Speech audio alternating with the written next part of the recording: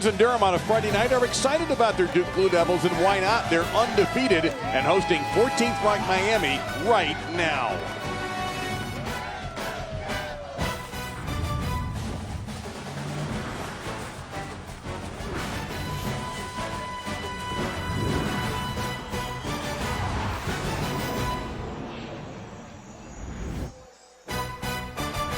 You are watching the ACC on ESPN. We welcome you on a beautiful evening for football at Brooks Field, Wallace Wade Stadium on the Duke campus. The Blue Devils take the field at 4-0 and 1-0 in the ACC against 14th ranked Miami at 2-0. Hello again, everyone, along with Julie Stewart-Binks and Mac Brown. I'm Dave Lamont. Thank you very much for joining us. Things happen when these teams meet in Durham. 4 years ago, David Cutcliffe got his only victory against Miami here. 2 years ago, we had 8 laterals. Mac, 2017's here. What do you expect? Well, Duke's become competitive. 4-0 in the ACC. People better take them serious. Miami, very youthful, very talented, but untested. They got set back, only have 2 games because of the hurricane. Missed some practice. We'll know a lot more about them in the next 4 hours, Dave. Now, let's go back to 2 years ago and the infamous 8 lateral play that ended up giving interim head coach Larry Scott a victory. That was the year that Miami released Al Gold midway through the season. Was Mark Walton down? Kind of looks like he was. However, after a very long replay review, we all know what happened. Now, Mac, the Duke coaches are trying to tell us this week they're not thinking very much about this play. Now, David Cutcliffe told us the toughest thing for him was going in that dressing room after this game and trying to explain what happened. Really, what you tell your teams, you can't do anything about it now. Let's don't let it be this close next time. Well, you saw Mark Walton, 2015. The 2017 version's really good. This guy's the real deal. Mark Richt loves him. He's fast. He's got tremendous balance. He's powerful, and he loves to play the game. We're going to enjoy watching this young guy tonight. Miami won the toss. They have deferred. Duke will receive. Mark Richt at his alma mater in his 2nd season. And David Cutcliffe, his 10th at Duke, and just recently reached 100 wins. We'll begin with a return from Wilson from the 1-yard line. Sean Wilson, 25-yard line, about the 26, where he is brought down. Let's meet the 3rd member of our crew, Julie Stewart-Binks. Julie? Well, guys, what I have here is the famous turnover chain. It's pretty heavy. It's the brainchild of defensive coordinator Manny Diaz, who wanted to inspire and create something for his team when they create turnovers that was distinctly Miami. He's from the city. His father's the former mayor. He said this Cuban link screams Miami. So he took this to AJ the Jeweler, who makes pieces for all the big-time rappers, LeBron James, Floyd Mayweather, then surprised his team with it before the opening game. Needless to say, it was a hit. It is a hit, Julie. There's T-shirts in South Florida being sold now as quarterback Daniel Jones rolls out, and the first pass of the night is incomplete, broken up by Sheldrick Redwine, trying to get it to Jonathan Lloyd. And let's meet the redshirt sophomore from Charlotte, Daniel Jones, a dual threat, Mac. He can beat you with his legs as well as his arm. Yeah, and he's much stronger and much faster than last year. He gained 15 pounds. This guy's a really good player right now, and David Cutcliffe loves him. Sean Wilson remains in the backfield. Duke with 2 very good running backs, interchangeable, and we have whistles and a stoppage in play. There's no play. Before the snap, timeout was called by Miami. First charge to this half. That is one of the earlier timeouts you will ever see, with only 10 seconds elapsed in our game. That usually means, Dave, that somebody on the sideline had messed up an assignment. They weren't aligned right, or they didn't have the right number of people on the field. That's the only reason you could have a timeout the second play of the game. And as a head coach, you don't like it. You call those timeouts, and you want to save them till the end of the half. So Mark Richt, of course, we know, 2nd season at Miami, played on a Howard Schnellenberger team that featured Jim Kelly, 1982. Became the head coach at Georgia after a stop at Florida State as an assistant. And then he was released at Georgia. It did not take long for him to come to South Florida. Yeah, he told us, when I said, Mark, how you like it? How you like being back home? He said, I took the job because I knew it was a good job you could win. But after being there for a year, I'm passionate about the place. I've got tremendous pride. And every time we line up to play, I'm back to trying to play for Miami and win. So the understanding now is Miami is maybe challenging this play. The call on the field is an incomplete pass. We have not yet had the referee, and the referee's now on the headset, and he's just now getting off the headset, and here is his ruling.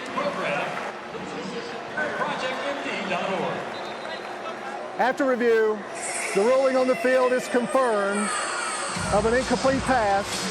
And referee's mic Miami is not has working, lost their so one Miami challenge does lose a timeout. and charged with a and timeout. The ruling on the call Second down. is confirmed. It is second down and 10. As you see David Cutcliffe on the right. 56 wins in 10 years at Duke, 100 for his career. He has built a very stable program here in Durham.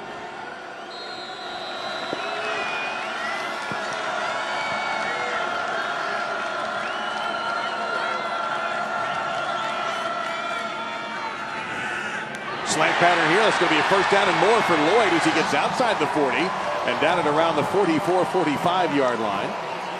First down for Duke. Yeah, one thing Coach Cutt talked about is he wanted the quarterback to get the ball out of his hands quickly. Very good throw on the slant by Daniel Jones. It's an 18-yard pickup. Now Wilson on the handoff, and Wilson will break through to the second level and get into Hurricanes territory at the 44-yard line for a 12-yard gain for the senior from Charlotte. Shaq Quarterman and Redwine in there on the stop. Very balanced so far offensively. 2 runs, 2 passes, and they're going at a pretty quick tempo.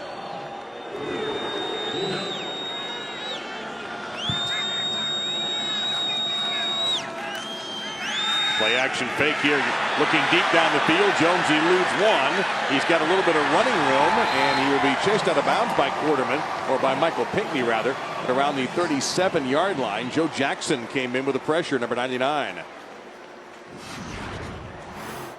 Yeah, this guy is really athletic. Manny Diaz said that he was really concerned about the quarterback's feet for the first time. Chad Thomas overruns it. Got to break down and make that tackle if you're defensive end Chad Thomas. Second down, 5.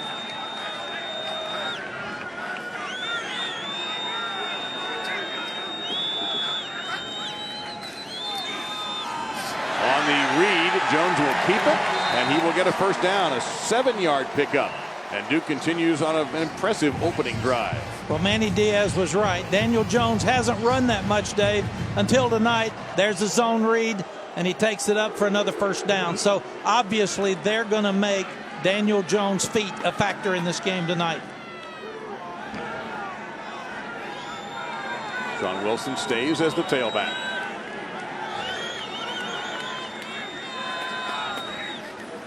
He'll get it this time, and now it's a reverse.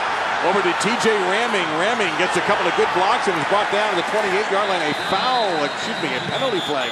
I wonder if that might be a chop block, Mac, at around the 30-yard line. Yeah, you had a high and a low downfield, and they had a tremendous play, well-designed, fooled the Miami defense. That's going to be very costly.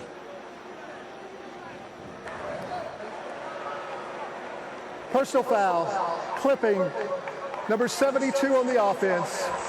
15-yard penalty, first down. That's Evan Lyle, the former Ohio State Buckeye. You see you're in good shape. He comes back. You got a high-low, but it's downfield. And Evan can't do that. It's just a really, really bad mistake by 5-year senior transfer from Ohio State, graduate transfer. He's got to be smart in that. You always turn and block upfield. Don't ever block back toward the ball. So as Wilson stays in now, first down at about 21 for Duke. Another quick fake to the running back, and out in space, Lloyd will be wrestled out of bounds by Redwine. Very, very short gain, if any gain. It'll be second down. They're going to say he got 3, so call it 18 to go. Duke is a very good inside zone running team, Dave, and they're faking that play about every time and throwing the ball more early in this game just to try to get Miami off their game, because that front 7 for Miami is so good. And very young, too. Very young, but talented. Those linebackers, 3 sophomores, really talented. Pressure coming from here, and Jones is able to get rid of the ball before he was hit. That was Joe Jackson again, the sophomore out of Gulliver High in South Florida, putting on the pressure. And this goes back to the penalty. You've got yourself in long yardage situation. You've got a tight end staying in a block, so it's a 7-man protection. But you're sitting there with Copenhagen. He's not ready to be able to block a big-time rush from a defensive end. So 3rd and 19.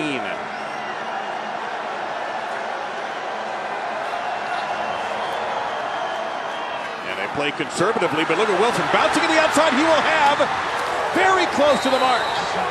He may indeed have the first down. It's an inside zone trap. They've got a lot of different looks on third down. Man coverage. David Cutcook told us they'd be very unconventional on third down. Good play call. Good first down. P.J. Ramming with a key block down the field for the Blue Devils. Pass over the middle is going to be complete to the tight end, Daniel Helm, number 80. He'll get inside the 20 to the 18, a 4-yard pickup. Very good job by Daniel Jones, seeing the blitz from the safety from the field, throwing the ball over his head.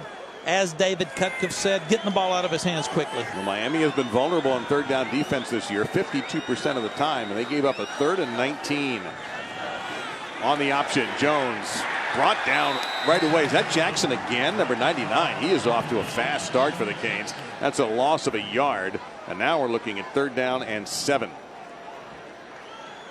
And if you're Duke here, you could be playing for 4 downs.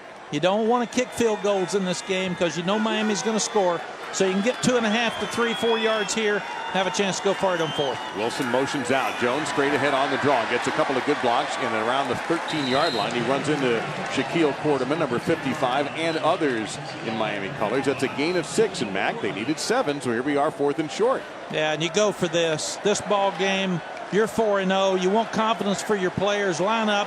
First, you try to draw them off sides, and if not, I wouldn't be surprised to see that back going up inside because that's who they are. Inside zone play. Instead, under pressure is Jones, and he's tossed. Sacked by Michael Pinckney. And Miami not only holds, they gain some significant field position on the sack by the sophomore from Jacksonville. Pinckney is the guy they love that can see the small holes and run through them and penetrate. He comes through untouched. What a big play for the Miami defense after a great drive. The Hurricanes force the 11-yard loss. They'll take the football over at their own 24-yard line when we return. Sometimes you can sum up what's at stake in a game very quickly. You see Miami's offense runs the ball exceptionally well their first 2 games. Duke's defense, coordinated by Jim Knowles, does not like it when you do that, and they've been stiff so far through 4 games. Miami taking over on downs following the sack. Malik Rozier, the quarterback for the Hurricanes. And they will go right to Mark Walton, number 1. He'll pick up 3. It'll be 2nd down and 7. Mike Ramsey, a very good interior lineman for Duke, number 99 on the stop. Rozier, a junior out of Mobile, Alabama, his first road start since the Duke game 2 years ago. Yeah, he's going to have to throw the ball well downfield tonight. He was one of 4 guys competing in 2-a-days. They thought he was a little lackadaisical. They like his attitude right now. Here's a slant pattern. The pass behind the intended receiver, and that is Amon Richards to his back. There is a flag coming in at the 37-yard line. Richards did not play the first 2 games because of a hamstring. Pass interference, defense, number 14. Automatic 1st down.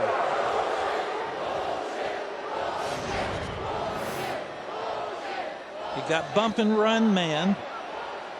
Fields is playing inside out on him. A lot of hands. That's one that could or could not be called. Walton again. Tripped up, gets to the 42-yard line.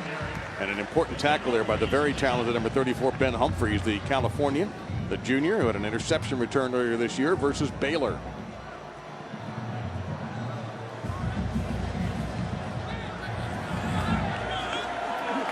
Miami playing with a little bit of pace here.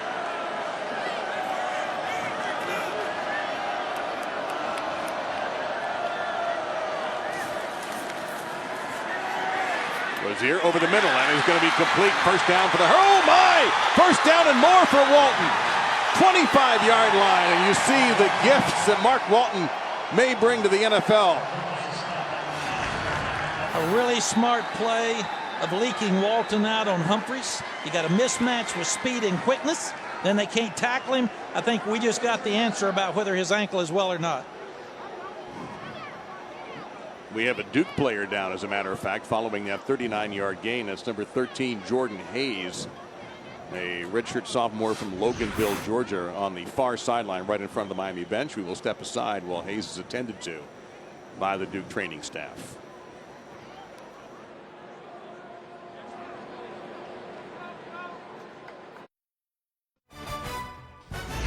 ESPN College Football, brought to you by Northwestern Mutual. Northwestern Mutual, we help you live life differently. At BMW, we only make one thing, the ultimate driving machine.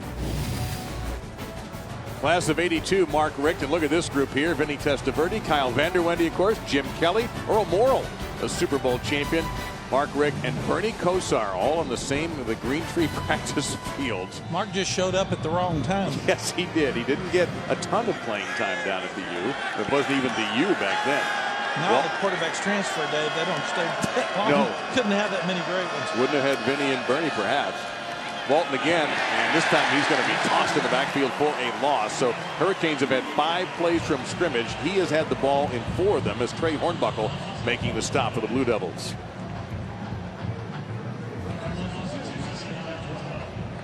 You can see Walton's helmet a little bit beat up already. I don't know if that's any kind of sideline markings or...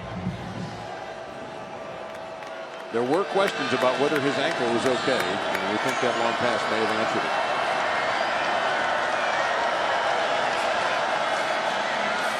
Pressure from the back. Rozier hits as he throws. End zone.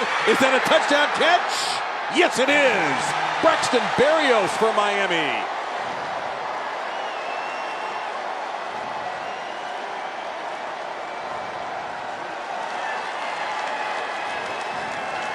Rozier with a great job of hanging in under pressure. Now, did he get the foot down? Sure did. It looks like he did. The back judge making sure that he completed the catch. And that should stand. And Rozier's getting hit as he throws this ball. What a great throw by a young quarterback who's sitting in there with Hornbuckle coming right after him. And this is a big moment for Berrios, who's a captain for this game. He's from Raleigh. So he's got about 30, 35 tickets distributed for his family and friends. 5 plays, 76 yards at a minute 59. Rozier to Berrios. His 3rd touchdown catch of the season. So Duke had a 13-play drive going that was stuffed on downs. Miami makes them pay. Rozier under heat, able to get it off to get the touchdown. His 7th touchdown pass of the season.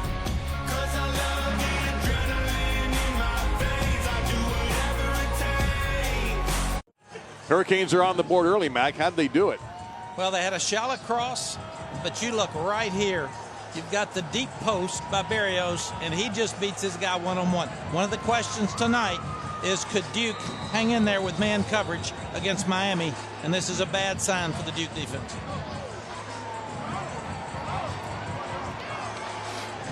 Duke did have a 13-play drive.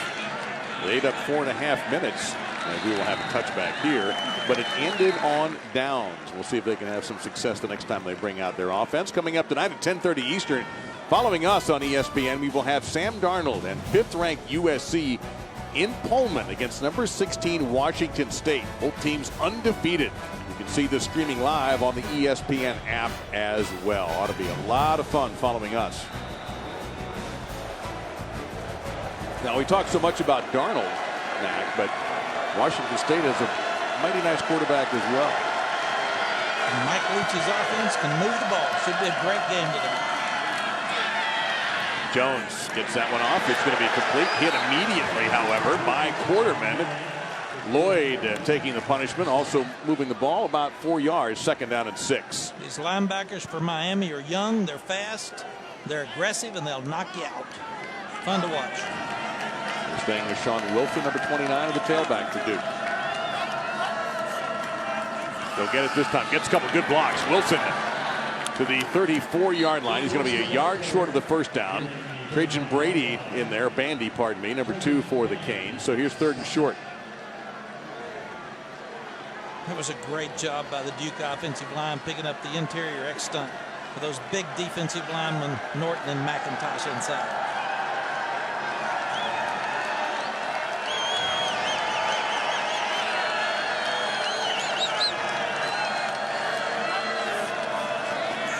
And a throw, is almost intercepted. Miami getting in the way. That was Demetrius Jackson, number 31, out of Fort Walton Beach. It's 4th and a yard. Yeah, this was a real bad mistake by Daniel Jones. It's a quick route. Get it out of your hands fast.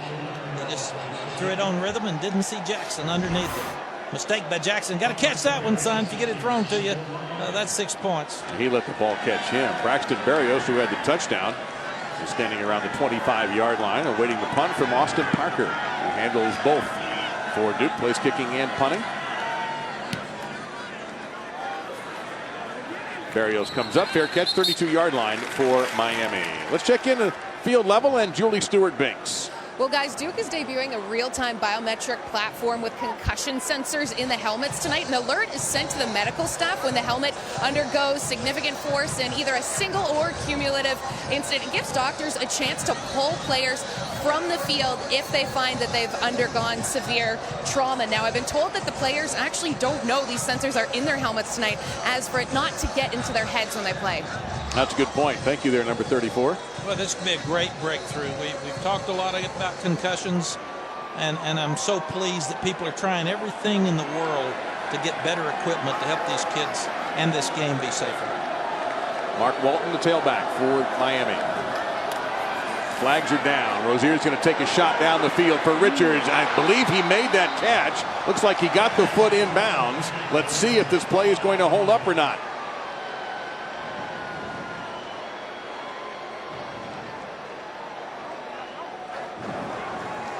Defensive offside. Penalty is declined. Results of the play. First down. Dave, this is a perfect throw and catch. Rozier is putting it on the money. And here's a guy that hadn't played very much coming off of the injury. And you start looking at Richards. He got the ball, was put in the perfect place, but his feet were perfectly inbounds for the catch. Rozier, 3 of 3 for 94. That's Richards' first catch of the season. It was good for 28 yards, and now he'll go on the zone read while they went after Walton. Rozier will get down to the 26-yard line. That's I'm not going to call it 27, make it a 12-yard pickup and a Miami first down. Tells you how important this game is, that both coaches are running their quarterbacks on the zone read, and that's not a play they've used a lot throughout the first part of the season.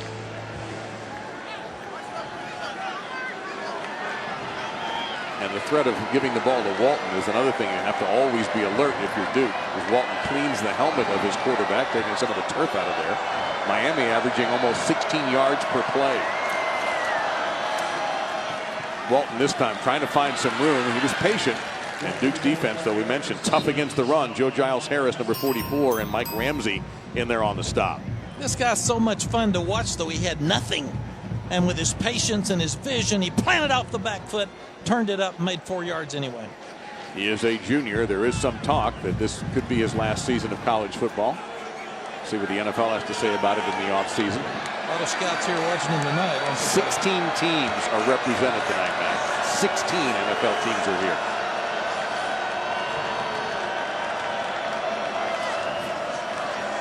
Rozier down the middle. Beautiful catch and throw. First down Miami inside the 10. That's Lawrence Cager, who is 6'5", just sticking his body in front of 5'11", Brian Fields. Once again, bump man coverage. He turns it inside. The ball is put at the only place by Rozier that it can be complete. Rozier is on the money. They said he plays up to the situation, the moment, and right now he's doing that.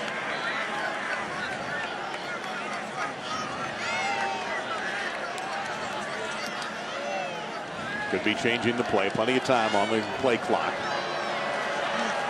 Pressure from Duke. Rozier hangs in there. Throws. Catch made at the 7. Very short gain for Miami on that one. That's Mike Harley, another one of the young receivers. He's out of St. Thomas Aquinas High. Mark Gilbert covering that one. Harley just a freshman. Duke really likes Mark Gilbert. They said he's still learning, but he's a talent. He has the tools. They think he can play anywhere in the country, so he's going to be a good one for the Blue Devils. He's out of Fayetteville, North Carolina, sophomore. Has 2 interceptions already this season for the Blue Devils, who have 9 takeaways in 4 games and have the #1 efficient defense according to ESPN.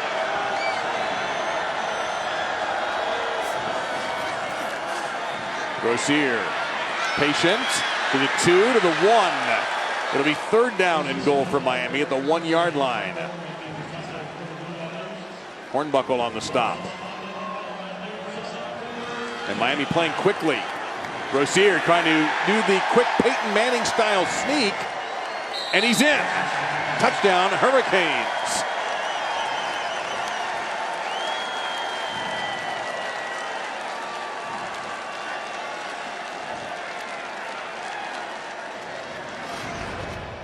This is old Florida State stuff that Coach Bowden used to do with a fullback dive.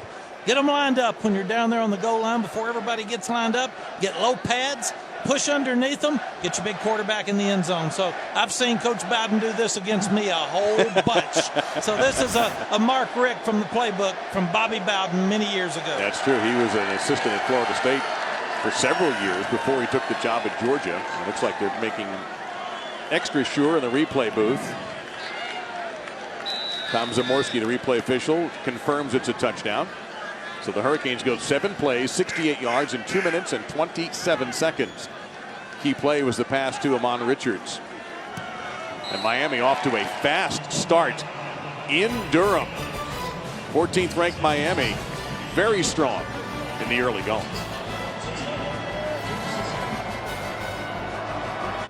Take a look at Malik Rozier, who's completed 5 passes to 5 different Miami receivers, and he just snuck in from a yard out to give the Hurricanes a 14-0 lead in Durham at Wallace Wade Stadium. Duke 4-0. They're 1-0 in the ACC. They beat North Carolina in an early season matchup, which is unusual for them, but they've got to rally their defense right now. And all 5 of those receivers are really fast. Start looking at Miami's averaging 11.4 yards per play. Beginning to think the only guy who's not fast on the Hurricanes is the kickers. This is a beautiful run back here, though, by Wilson. And, of course, the kicker gets in the way. But Sean Wilson giving Duke a jolt when they really needed it. Runs it outside the 40. And it's a 40-yard return. Yeah, it's really good kick return. You've got your best back in there. It's very good blocking. Upfield, you look at Lloyd, he's doing the same thing. Duke's going to have to go back and answer now to be able to hang in this ball game. They don't need to get down 21 points. So from the 43-yard line, best starting field position for the Blue Devils this evening. And a chance to get back in this. Britton Brown now, number 22, is the tailback for the Blue Devils. He goes out, quick slant to the 45, to midfield, and close to the first down, but a little short. Quarterman with another tackle as Chris Taylor makes the grab. That's a 9-yard pickup, second down and a yard. That's what they're having to do. Get the ball out of Jones's hands very quickly and try to have quick hitting plays in the running game and the passing game to counteract the Miami speed. First carry for Brown. He will get the first down. Stopped at the 41-yard line. Charles Perry and Anthony Moten, one of the captains for the Canes in this one. That's a 7-yard pickup and a Blue Devils first down.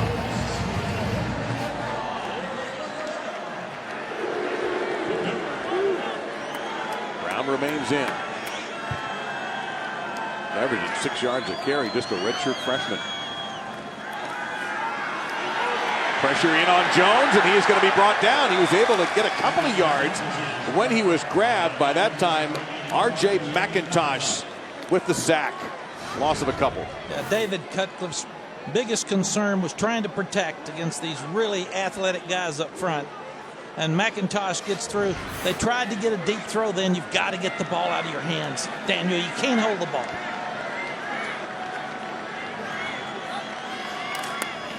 Say 2nd and 11. Brown trying to break outside, and an ankle tackle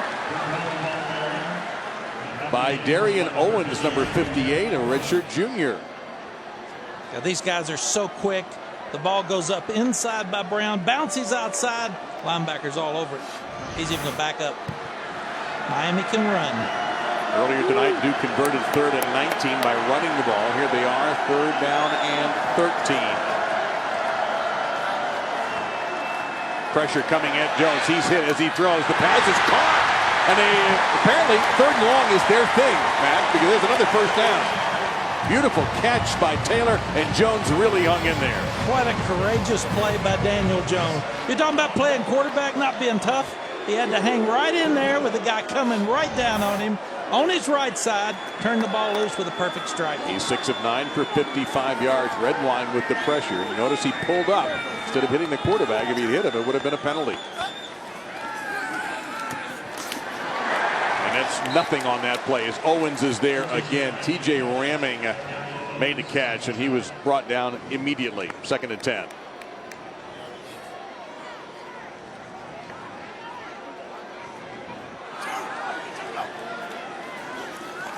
Jones again.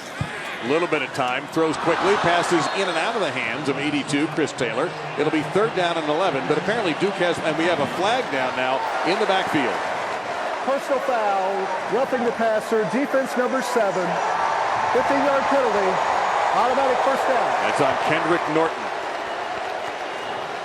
First penalty on Miami tonight. They are not going to let you hit that quarterback, Dave. He turned, ball's gone. That's a close one, but I'm telling you now, they're taking care of quarterbacks. My last year in coaching, I said, you let them run by and say something to them, you go throw a flag. It's gotten tougher. In the NFL, they did that with Von Miller. That's true. From the 14, out in the flat at the 10, and that's all it's going to be. Redwine tossing Lloyd out of bounds for a 4-yard pickup. Sometimes it happens, too, when a kid like Malik Young says during the week, we're going to take that quarterback out. Yeah. So those officials can read. They watch very, very closely to take care of the Duke quarterback tonight. Gain of 3, they're going to say he was out at the 11. Yeah, that was not one of the remarks that was welcomed by the Hurricanes coaching staff, I'm sure. Brown on the carry, disappears into the crowd. He'll get to just inside the 10. And we may see Duke try to get 4 downs here and score 7 points, because 3's not going to help them the way Miami's scoring early in this game. They need 5 here on 3rd down. Under 90 seconds left in the opening quarter. Duke 50% on 3rd down so far. Stunt picked up. Incomplete. You kick it here? Yes, now you kick it. You only go for it if you're 4th and 1 or 2. David made a decision, David Cutcliffe, to try to get the slant for the touchdown or the fade. He was going to throw it in the end zone instead of take 2 runs and try to make the first down. Thought he had a mismatch outside. Another good stop by the Miami defense. So that will bring on Austin Parker, who is solid this year. 7 of 9. 27 yards out.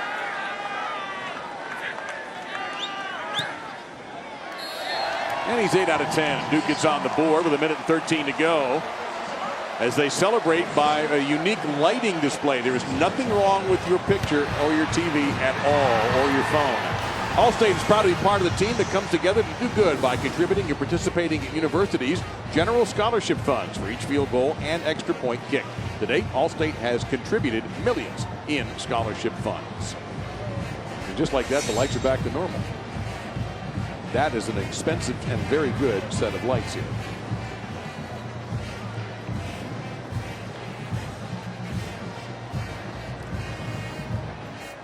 So the Miami saga, we talked quite a bit about, Mac, with how Hurricane Irma affected almost every college football program in the state of Florida, I think except University of South Florida. They were lucky. Miami had their campus closed for 2 weeks, and there was a period where this Miami Hurricanes football team was not even completely together. No, and Mark Richt told us last night that he thought it made the players even trust the coaches more because they really took care of them. And Mark also said there's no way we could have played that game at Arkansas State, because I didn't want to be in Memphis when we're not sure where that hurricane was going to hit and what the families were dealing with, our coaches or the players. So good for the Miami administration and Mark the way they handled it. This is Jeff Thomas from the 1-yard line. He'll get hit at the 15. Excellent special teams coverage by Marquise Waters, number 10, and bad field position for Miami. They're going to say Thomas got to the 16. Well, the Hurricanes were able to get everybody together to practice at Disney's Wide World of Sports in Orlando, ESPN Wide World of Sports, for a few days before the Toledo game. Their Florida State and Georgia Tech games were rescheduled. Miami will actually play Florida State next week in Tallahassee. Tallahassee was certainly affected by Irma, so FSU had to move some dates around. The Georgia Tech game was moved from a Thursday to October 14th. Julie? Well, guys, for Braxton Berrios, who grew up 25 minutes from here, he has about 30 family members. During Hurricane Irma, he came back to North Carolina, spoke in his high school to the football team where his stepdad coaches. He told them just how to work hard, be yourself, and never take a play off. He's had to be very patient to get to where he is right now. And Mark Richt was running out of patience, Julie, and had to call a timeout. That's trying to beat the delay of game flag. No foul. Substitution. Timeout was called. Second charge to attack Miami. Second charge of the quarter for Miami. Our referee tonight, by the way, is Riley Johnson. Well, the ESPN app is a fan's best friend. You can stream every ESPN and ABC college football game live. That's wherever you are. At home, you can watch 2 games at once if you'd like. You'll get access to scores, news, and highlights all season long. Download the ESPN app to start streaming now. Have a game on your television, have a game on your phone, your laptop. I mean, you could make it in your own private sports bar if you'd like. Dave, you were talking about the Hurricane. The Miami coaches also worried about conditioning because they missed a full week of conditioning. So you lose all the work you did in the summer. You lose it in camp. So they're concerned tonight. So that's the reason we're seeing them try to stay on the field and keep the ball. Don't leave that defense out there. And they're substituting early. Except for Mark Walton, who's in there once again at running back. Blitz coming. Rozier hit as he throws. Richards makes another catch near the sideline. And I'm on Richards showing that he is indeed over that hamstring injury. They needed him for energy, speed, and just his ability. Man coverage outside again. He has a little double move. He stops like he's going to hitch. He goes down the boundary, keeps some space outside. Impressed with Rozier. What a combination these two guys have been tonight. That's another 28-yarder to Richards down the sideline. Rozier has had 4 pass plays now of over 25 yards. And folks, this is the first game he's played this year. He throws it low. The catch is made. That's the tight end, Christopher Herndon, the 4th. That's about a 5-yard pickup. Second down and 5 for Miami. Yeah, Richards hurt his hamstring in camp. They weren't sure that he'd be in a great place tonight. You got to wonder how much you can play him because this is his first game back.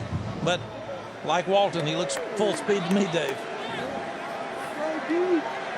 See if Miami runs a play before the end of the quarter. They will. Looking out toward Walton. Instead goes to the slant. Catch is made. 40-yard line in Duke territory. Cager with a grab. And the first down for Miami will end a quarter where the Hurricane offense looks, at least for one quarter, unstoppable. Malik Rozier is hot. The Hurricane defense has been tough on Daniel Jones, and Miami leads 14-3 at the end of 1.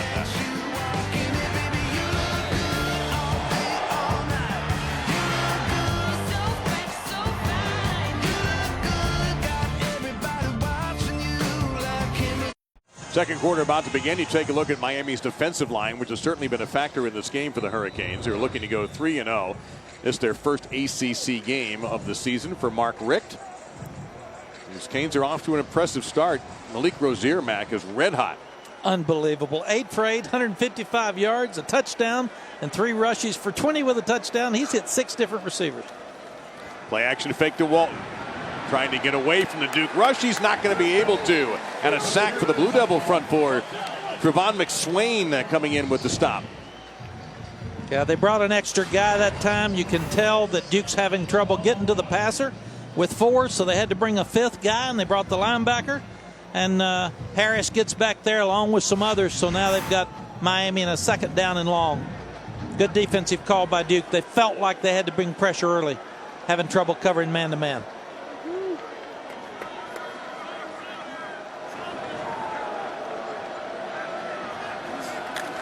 Again, a fake to Walton, and Rozier in trouble again, and down he goes again. And this time, big 99, the redshirt senior Mike Ramsey. They love Mike Ramsey. He just comes around the big freshman, and he makes the play that time with his quickness.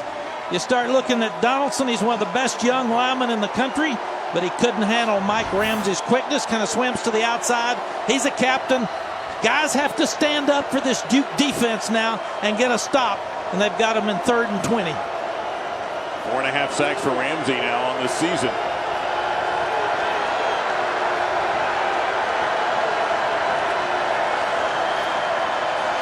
Throw it again out in the flat. Not much there. And the receiver, Jeff Thomas, just fell down.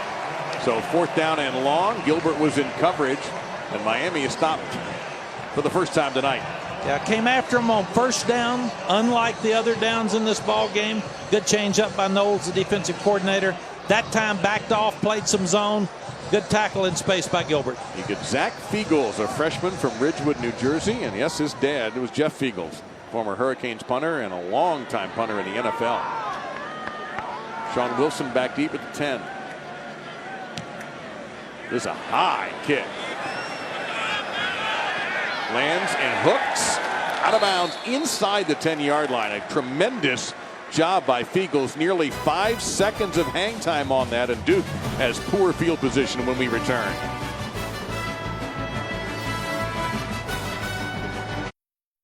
Defending champs, number 2 in the nation.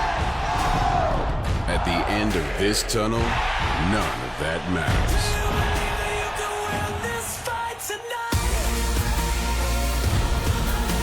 Will be an intense and loud environment in Blacksburg on Saturday night. Game day crowd will be there. It'll be a lot of fun in the morning too. Duke from their 10 after the punt by Fiegels. Brown is the tailback. He'll get the carry, get off to a quick burst and a 7-yard pickup before he's brought down by Pinckney. Second down and 3 coming up. Duke does a good job running the inside zone. That's who they are, and they base everything in their offense off that play. Hurricanes scrambling to get their defensive lineman down, and Duke snapping quickly. Brown picks up 8 more. That's 15 yards and 2 carries for the redshirt freshman before Smith brings him down. And Duke looking like they want to play with a little faster tempo.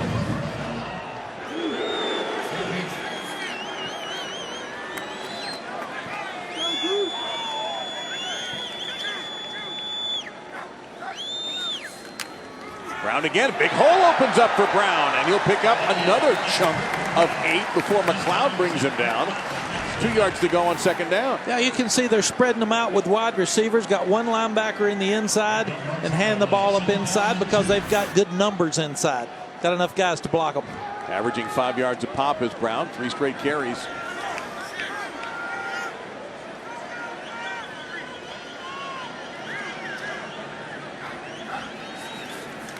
Fourth straight carry. First down for Brown. And bouncing off of Miami tacklers who weren't very effective before Jackson finally brought him down. Michael Jackson. That's another first down for Duke. Now they brought a tight end H-back back inside. It's the same inside zone play. It's who they are. You can see the adjustment by the coaches at Duke. Run the ball. Jones now takes a quick throw. And a short gain to the 45-yard line. Miami closing quickly on Chris Taylor. That was Johnson, Jaquan Johnson, with a stop for the Hurricanes. And Dave, you mentioned it earlier. I'm sure they'd like to keep that Miami defense on the field and try to see if they can get them in a fatigued position like they were against Toledo late in the second quarter and late in the game. That was in Miami, though. A lot hotter than it is here. It is a beautiful evening for anything you'd want to do. Wilson now, number 29, the tailback for the Blue Devils.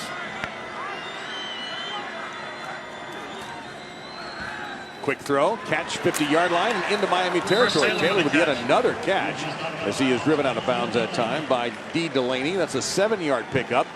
Third down and 3 coming up. And this could be 2-down territory here. Yes, and Miami substituted some guys. I'm sure they're worried about fatigue. So they're running guys in and out when Duke does. That was a great quick out to try to get off that second down and 9 and give you a manageable third down. Now you've got your entire playbook. Miami ran in about 7 players when Duke made a substitution.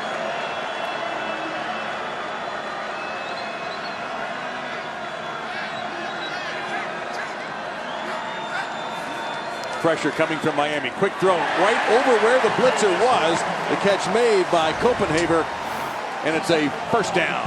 Yeah, safety blitz comes from the field. Tremendous job by Daniel Jones, keeping his poise, standing tall, and getting the ball to his uncovered tight end.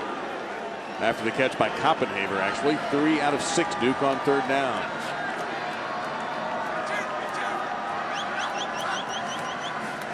Wilson. Maybe a yard. Center of the Canes defense that time, Chad Thomas in there. Also Bethel for Miami. It's really important when you run the ball on first down, you need to get 4 yards to stay ahead of the chains. Here's the 9th play of the drive coming up. This began, don't forget, following the punt at Duke's own 10-yard line.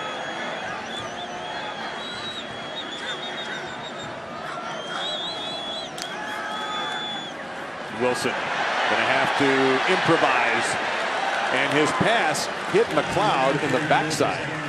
There's a flag down. Holding against Duke is the call. Holding, offense number 72. 10-yard penalty, second down. And Dave, this is a real missed opportunity by the Miami defense, in my estimation. We'll watch the hold here on the right side of the screen. Again, the big tight end transfer from Ohio State, Lyle. But when you get somebody backed up at your 10, you got to get points out of it. Stop them, defense, get the short punt, and get points. And Miami's let them off the hook here. Second down and 19. Jones throws. Little tunnel screen. And the tunnel is closed. Red line with a tackle. Another flag is down.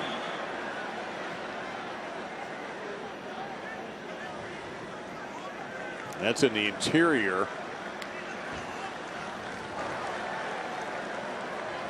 Personal foul, illegal block with a waist. Number 39. He is 15 yards. Second down. Uncharacteristic sloppiness here by David Cutcliffe's team, although he's a little bit concerned about that call, not buying into it. Well, for Duke to win this game, they got to take care of the football, and they cannot have penalties like this. So all the way back now. They had been in Miami territory. They're now back at their own 33. Brown back in, number 22 at the tailback. Second and 34. They slant it again. And Miami closing in very quickly on those short passes back. They're going to get maybe a yard. It'll be third down and forever. And you've got a few options here. Third down and forever. You either throw it deep and hope you hit something or get a pass interference call, or you got a draw or a screen. Well, and the ball up the middle. Pretty well up the middle. That's what you talked about, the way they like to run the ball. They've had success there. They have. They haven't usually run it for 36 yards up the middle. That might be difficult. But they did on a 3rd and 18 or something earlier in the game. Yep, they did. So I think we'll see either a deep throw or a conservative play here. It'll be conservative with Jones. He's going to get a few out of this, but still, Duke hurt themselves with that one. It'll be fourth down, and the punt team will come on. Michael Jackson in there on the stop. Yeah, with a quarterback draw, you're simply trying to gain a little field position so your punter will have a better opportunity to back Miami up. Missed opportunity there for Miami not stopping them, and also for Duke not getting some points out of that drive. Braxton Berrios with the touchdown catch today is awaiting the punt at the 15-yard line. This is a good kick. Berrios back to the 5. Has a little room to work, though. Gets one good block. Berrios 15. Berrios 20. Berrios with some good moves. 30-yard line. And Berrios with a 25-yard return before Parker, the kicker, brings him down. 14-3 Hurricanes in this ACC duel in Durham.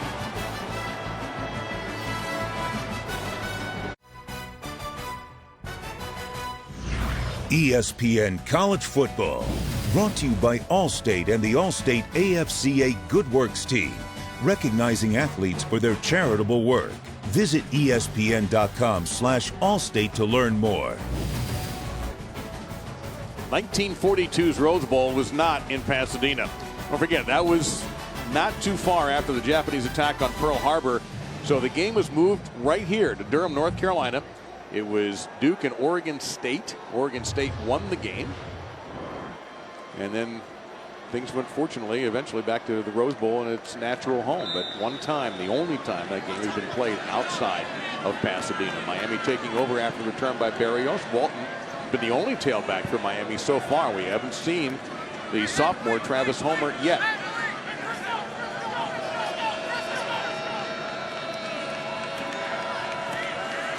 Rozier will have to improvise, and he runs into trouble. And he will lose yards, so the Duke defense, after a couple of tough drives against them, has stiffened. Humphreys in there, number 34. Yeah, the last 4 plays have not been positive. And again, Duke's bringing 2 more linebackers. They brought 6 that time, so they're not staying with their conventional 4-man front. They're playing some games up front. And that time, Humphreys and Harris get back there. Loss of 6, 3 sacks already for Duke.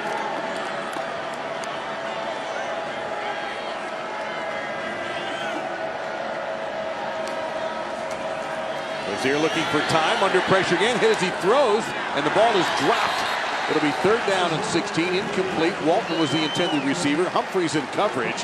So what is Duke doing now, Mac, that's so different? They're getting pressure. Well, this time, Mike Ramsey, the best defensive player for Duke on the field, just overpowers that big freshman right guard, Donaldson, and gets back there and pressures the quarterback. So Duke's a little more rested because their offense stayed on the field. They're playing more games, bringing more people on 1st down, and it gives them a better chance to play normal defense on 2nd. They've been really good on 3rd down. It looks like they're going to play a 2-deep man under here. Let's see what we get. About 14% allowed on 3rd down coming into this game. And Rozier was surprised by the snap. Steps into his throw. It's long, and it's too long. And Miami with a 3 and out. Thought they might consider a handoff to Walton just to take a little time off the clock. Cager was the intended receiver.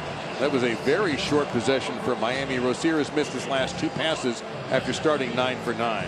I think you'll see Coach Rick bring the guys over, settle them down, and start this game over because they've called 6 passes in a row, and they're not working. They're not protecting as well. So they're probably going to have to go back and have a more balanced mix. And the play caller doesn't have to look very far in the mirror to find out who that is. Mark Richt, who is calling plays.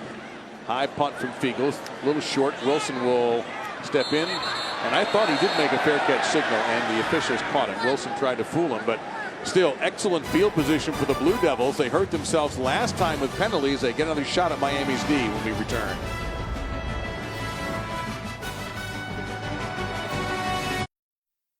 All ESPN coverage is streaming live on the ESPN app. Download now and take ESPN everywhere. Duke will have the football at their own 39-yard line. They have controlled the line of scrimmage as far as time, but look at the yards. Miami's equal in yardage with 14 fewer plays. With Mac Brown and Julie Stewart-Banks, I'm Dave Lamont on a Friday night doubleheader on ESPN. USC and Washington State follows us. Jones fires. That's well contended, and it might be an interception by Pinckney. And Pinckney better put his helmet back on, or Miami's going to get another penalty for waiting for the turnover chain. Let's see if Pinckney, there goes the chain. Anytime Miami gets a turnover, you get that. Let's see if he actually caught this. Yeah, the play's really made by Michael Jackson, number 28. He knocks it up in the air, and then Pinckney's just fast enough to dive for it and make the play. That does look like a catch, as Pinckney will do a little forward roll. The ball did not touch the ground, and he maintained possession, so that looks like that's going to hold up. And Miami will take over at the Duke 40-yard line, while Pinckney gets the hottest piece of jewelry in South Florida.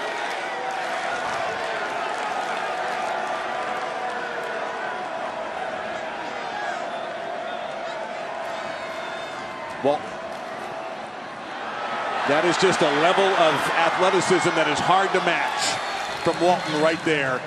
That may be a 1st down as Walton will take a break. And you go to the sideline and nothing there. Look at him jump backwards, plant the foot, go forward, quick as a puff of smoke. Tough too, but you can see that Mark Richt said, let's run the football and get settled back down on offense. He brings in number 24, the sophomore out of West Palm Beach, Travis Homer. And he'll get it. And a scrum will go for about 2 yards. It'll be 2nd down and 8 coming up. Well, Rick told us he thinks Mark Walton is as good a football player as he's ever coached. We got to go back a lot of years and a lot of great football players for Mark Rick to make a statement like that. We do, and he's a guy that not a lot of people have seen, Dave, because he's only played 2 games this year. And we're seeing tonight how good he is, and obviously against Florida State next week we'll see the same. And limping just a little bit. He did tweak an ankle in the win over Toledo, favoring that just a touch. So Homer will stay out there on 2nd and 8.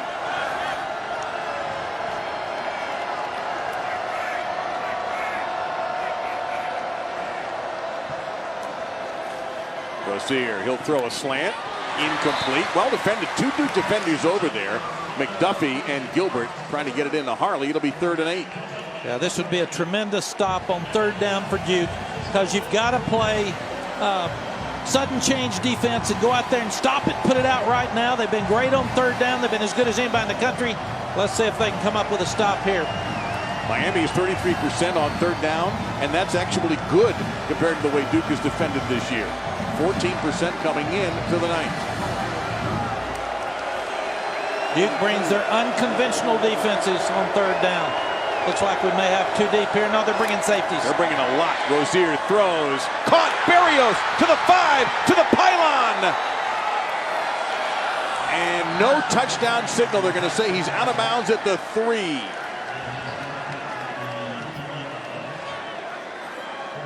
"25 back-breaking yards." Miami now lining up quickly. Homer. Flag comes in, probably against Miami's offensive line. Homer, no gain on the play.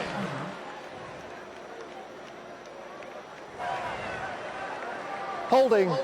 Offense number 65. Yard penalty. First down. That's the backup center, Corey Gaynor. Second penalty on Miami tonight. Yeah, on the 3rd and long, Duke brought two guys inside. They locked up McDuffie, and Berrios goes down, just about gets that thing in the end zone. So the officials were exactly right to call him out of the 3-yard line. So Miami now first and goal from the Duke 13-yard line. That third down call was the perfect call in execution against the Duke defense. It was perfect. Homer stays in the tailback. Walton getting an elongated rest now. Rozier steps up. He's got some room to run. Makes one move to the 5, and he's very close to his second rushing touchdown. He'll be just short in between the 1-yard line and the goal line. Yeah, this is quarterback draw. Linemen show pass. They get him upfield. Another good call. And they go quickly on that same call, and now we have whistles. The same call they used for a touchdown, the quick sneak. Play being short of the goal line is under further review. All right, so the replay official has buzzed down. Maybe they think that Rozier got into the end zone. The call on the field is he did not.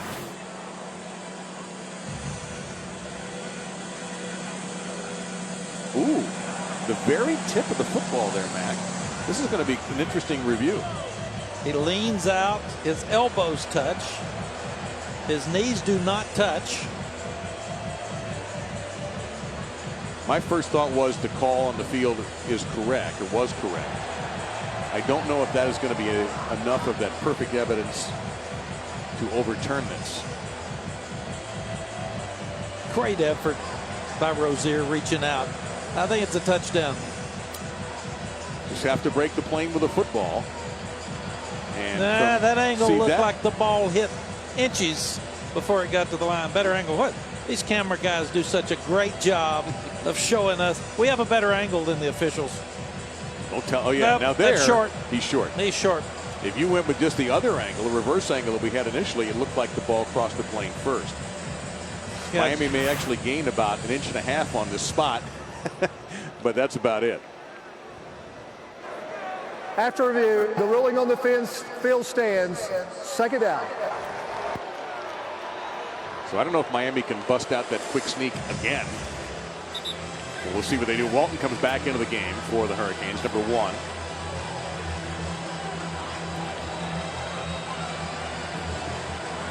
Miami is huddling very close to the line of scrimmage.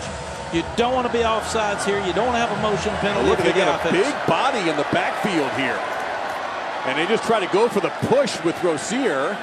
And no signal for a touchdown yet. And here come the whistles. And I don't think he got in. They put Gaynor in the backfield, number 65. A much smaller version of William Perry. Yeah, this goes back to Mark's Florida State days again. Now the big guy can push the quarterback in. So low pads wins. Duke's linemen have the lower pads up inside. Third down and inches for a Miami touchdown. Let's see. Thought they might spread them out. They stay bunched up. They keep Gaynor back there for Walton. The pitch to Walton. He gets it one block. Not enough. Duke rises up on defense with a big play. Alonzo Sexton the second, number 21. 4th down and goal, Miami. Now at the 3-yard line, they'll bring out the field goal team. Yeah, this is a great play inside out. It's a sweep. You'd think they'd come outside. Big Donaldson tries to get up the field, but it's turned up inside by Hayes. Tremendous job by him, and the inside pursuit knocks him back. Now you go field goal for sure because you need to get points on this turnover. Badgley 3 for 3 on the year. He is a Groza Award candidate. We're going to have a timeout taken by Duke.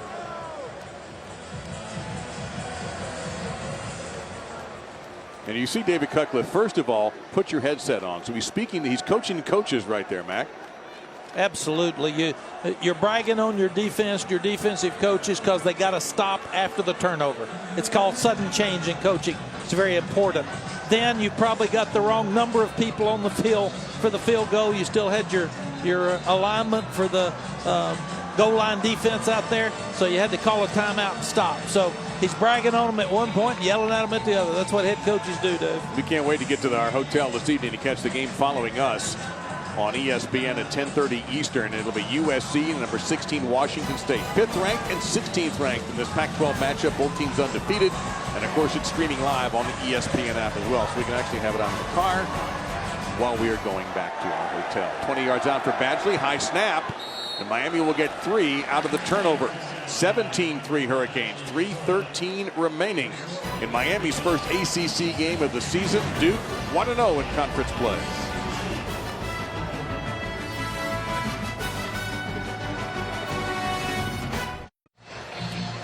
On his birth certificate, he's Cornelius Elder, but everybody, for Miami fans anyway, know him as Corn Elder. He is scored on that 8 lateral kickoff return 2 years ago, now in the NFL with the Carolina Panthers.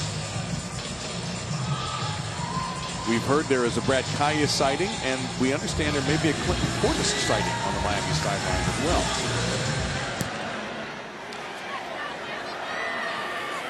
And that will be a touchback. Let's go to the studio. Let's have an Adnan Burke sighting, shall we? Oh, why not, Dave Lamont? Always ready to get after it. Nebraska and Illinois. This is Tanner Lee to DeMornay Pearson L over the middle. Early candidate for name of the night, and what a run in to get on the touchdown. Cornhuskers leading Illinois 7-0 right now. 6 minutes gone in the first. And also BYU and Utah State. Kent Myers to Micah Hanneman. The pick 6 will go the other way. 7-all right now in the first quarter of play. Dave, back to you and Matt. Adnan, thank you very much. Look forward to hearing from you at halftime as well. We mentioned Brad Kaaya. There he is. He left as he could have been playing in this game, but he decided to go to the NFL early. Drafted by Detroit, was released there, now also with Carolina. Sean Wilson, a tailback for the Blue Devils. Jones, quick throw to him. Wilson, one-on-one. Cannot make the first man miss. Redwine, number 22, is there with a stop. Duke has had 3 drives of 10-plus plays. They just haven't gotten touchdowns. So they've got to try to get on the board here before the half when you've got 2:55 left. Yeah, that interception cost him 3 points. Only the 3rd of the year for Jones. He doesn't throw very many of them. Here, slant, perfectly executed. First down, a catch made there by Jonathan Lloyd. And Redwine on the stop. When Jones gets the ball out of his hands quickly, he is really good. They've done a better job protecting him. Miami was getting to him in the first quarter pretty frequently. He'll throw quickly again. That's pretty much the same play. Same guy, Lloyd. Now he breaks free. He'll be brought down by Bandy, but that will go all the way into Miami territory at around the 32-yard line. He's faking the inside zone. He's got a mismatch with Lloyd on the linebacker. He's fast on slower, smaller on bigger, and they've gone after it 2 straight times. Good job from the bench at Duke. Good execution by the guys. The spot is the 34-yard line. It's a 27-yard pickup. Coming up to 2 minutes and a half.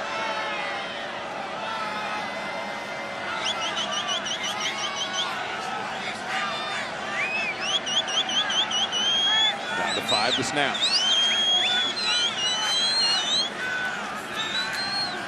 Out on the flat again. Good block downfield. Tightrope the sideline Wilson, but I believe he was going to be out of bounds at the 29-yard line of Miami. That will be 5 short of the first down.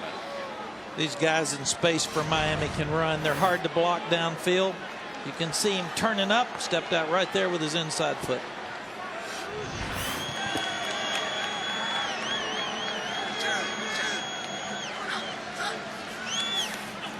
Fake to Wilson. Jones under a little bit of pressure. Overthrew the receiver. It'll be 3rd down and 5. That time McIntosh getting in some heat on the quarterback. Looks like Ramming was the intended receiver. He's a player that Miami identified as one to watch on defense. Bandy's a freshman that did a really good job getting Ramming off of his mark, getting off of his route, and Ramming's one of their best players, and he hadn't been able to get to the ball yet tonight. Miami came in with a point to stop Ramming in this ball game. Big 3rd down and 5 here.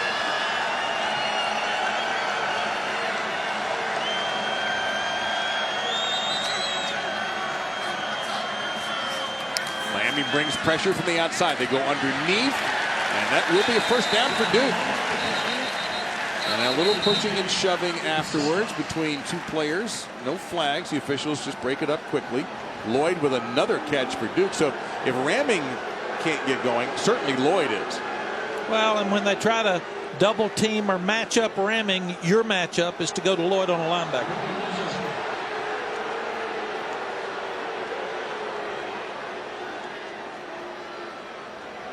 Oh, the spot is very conservative, Mac. I thought this was an easy first down, and the spot is the 24-yard line, so they will have to bring out the chains.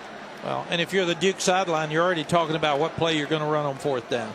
This is definitely 4-down zone. They're not going to need it. And this, of course, gives David Cutcliffe and his group a little bit more time to figure out a play they like. But I really thought that play would have gained 2 additional yards from where it was stopped. Either way, it is still a Duke first down. That was portrait of a coach you saw right there with Mark Richt. The tension on his face. Lloyd with 8 catches now, 76 yards. Going deep. I don't know if he's in bounds. Nope. It was a spectacular catch by Chris Taylor, but it looked like his feet were out of bounds. It'll be 2nd down and 10. And in fact, he stepped out before the catch. Good play call. Ball, foot just out of bounds. He's got to make sure he knows where his feet are. Keep some space. Get that right foot down. That's a huge play. Delaney in coverage that time did not give him a lot of room.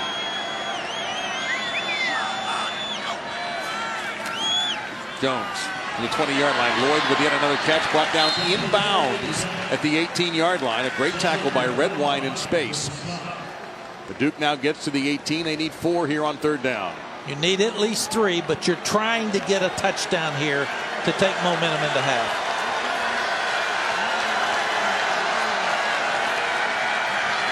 He can run. No, he can't.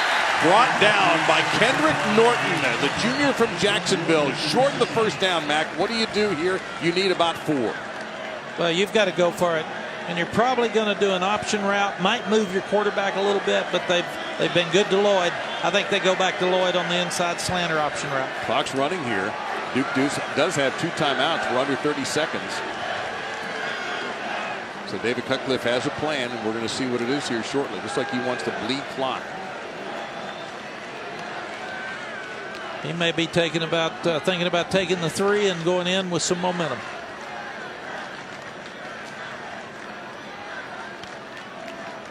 That appears to be the plan. Let's go to the studio and Adnan. All right, Dave, thank you very much. Coming up at the half, Jesse Palmer, Joey Galloway breaking down how good Malik Rozier has looked for the Miami Hurricanes. Also, we'll look ahead to a great game later tonight. USC and Washington State will have it right here. What does the Wazoo defense need to do against Sam Darnold? And Virginia Tech, how can Bud Foster's defense try to stem the tide against Clemson in a rematch of the ACC championship game? All that more coming up the half. Dave, back to you and Mac. Mac, I got to ask you a question about your momentum comment. Do you really feel like getting a field goal here is, I mean, obviously for the score it's beneficial, but does it make you feel good emotionally if you're Duke? Absolutely, because you took it the distance of the field with 2 minutes and something left, and you got some points. And when you get points into the halftime, it is huge.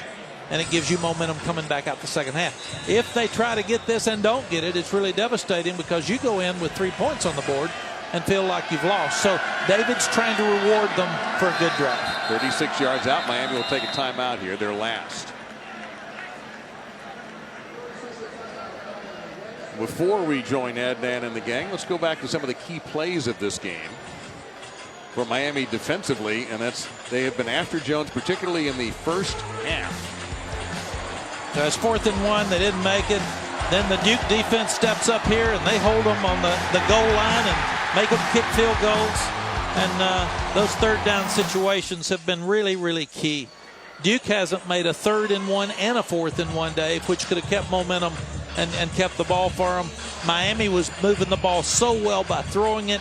Duke adjusted some things on defense. They started sacking Rozier, and now the offensive staff has gone back and run the ball some at Miami. So we'll see adjustments coming out in this third quarter. Parker from 36. He's 1 for 1 tonight. He's 2 for 2 tonight. And Duke does indeed get their 3 points, but there's still 3 seconds remaining before we take the halftime break.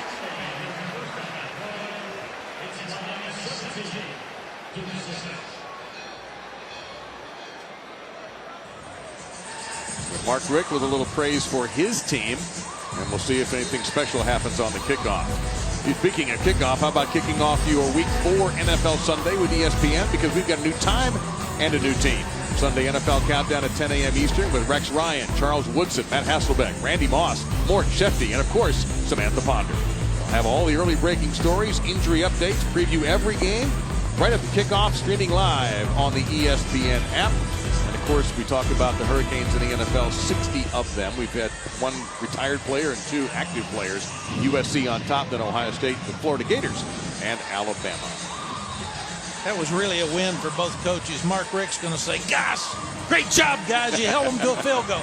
David's going to say, we got momentum now, guys. We got us some points. We're moving the ball. We're right back in this thing. That's your halftime speech for both. Hurricanes. And that will end the half. The Dallas return, and that will be it. With our halftime score, 17-6 Miami. The Hurricanes will get the football when we start the second half. Let's get to our halftime report with Ednan, Jesse, and Joey. You're watching the ACC on ESPN. Second half in Durham about to get underway with Miami at 2-0 and ranked 14th in the AP poll, leading undefeated Duke and 1-0 in the ACC, 17-6. Along with Julie Stewart-Binks and Mac Brown, Dave Lamont. Mac, what'd you take away from the first half? Duke's moved the ball, not scoring touchdowns because they've hurt themselves with penalties and turnovers. And when you're playing these fast guys from Miami, that can happen. Duke's given up too many explosives, and that was a concern coming in. So Duke's got to score touchdowns this second half. Keep playing the defense they're playing to win the game. All right, we'll see what happens with the second half. The Hurricanes will get the football first. We're underway. Thomas will take a knee in the end zone, and let's go down the field. And Julie. Guys, I just spoke with Coach Cutcliffe, who told me they didn't feel they made too many adjustments in that second half, but just that their defense was way better at tackling and limiting explosive plays. He said it was an unfortunate error on offense. That turnover should not have happened, but he said the crazy thing is that we were a better team in running the football and dealing with the football in better in third down conversions. He said we could be winning this game. We just have to be more aggressive offensively. Your thoughts on that, Mac? Duke ran for 96 yards and Miami only 34. So I think we're going to have to see Miami settle down and be more balanced and run the ball better the second half. Mark Walton is the tailback. He's played most of the first half after tweaking an ankle a week ago. And this is a dangerous pass thrown when Walton was being covered by, now is the ruling an incomplete pass? It is. That is not a lateral. Walton was blanketed by Dimukeji, number 51, and the ball just hit him. Second and 10, that was nearly a disaster for Miami to start the half. It's really important that you get a good start to the second half. You've had adjustments, you're rested. You've got to come out and get a drive here if you're Miami. They're going to review this. And there was an immediate recovery by Duke.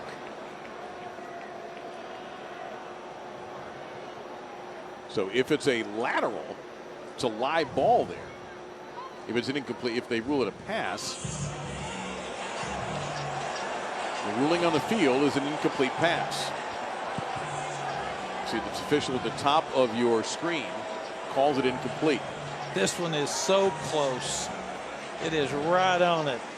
Is it enough to overturn is the issue? Is it indisputable video evidence? I don't think they'll overturn it, but it's one that's definitely in the hands of the replay official. It's Tom Zamorski tonight with our Atlantic Coast Conference crew. And it's the reason I'm glad we've got replay, Dave, because we're going to get the right answer here. And if it's up to the call of the official on the field, you can have a mistake, a human error. After review, the ruling on the field stands of an incomplete pass. Second down.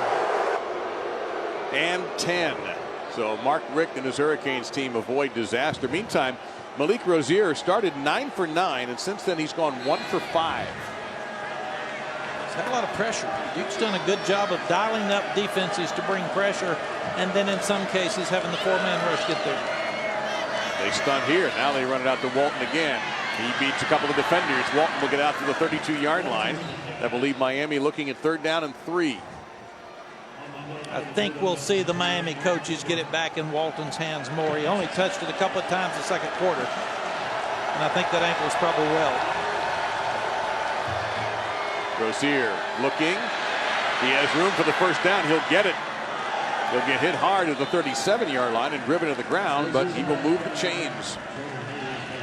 Tackle that time by Jordan Hayes in his first year starting for Duke's defense, number 13. Really good decision by Rozier to come down. Knew where the first down marker was. Got the first down. Let's slide. Get down.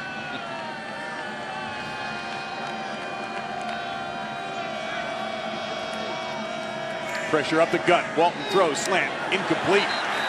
Intended for number 3, Mike Harley. And boy, Rozier took a shot from Joe Giles Harris. Joe Giles Harris is a big hitter. He comes on the blitz. They're starting to pound him. And we said Mark Gilbert was one of the better cover guys on the Duke football team. He covered the guy like a blanket. Travis Homer comes in, number 24, the tailback for the Hurricanes. Now their passing attack not nearly as effective in quarters 2 and 3 as it was in the first quarter. Duke bringing more guys, Dave, on first down, trying to get after the quarterback. Not let him sit back there. This is Homer, hit pretty quickly. He'll get a yard, and that's going to be about it. 3rd down and 9 coming up. Dimukeji in there again for the Blue Devils. And he's a freshman those coaches love. They said this guy could play anywhere in America, and he's just a freshman. Duke's got some great freshmen on this team. He's out of Baltimore. Miami, the last-second shuffle for personnel. Bringing Barrios in, number 8 in the slot. Duke has been fabulous on 3rd down tonight, 50%.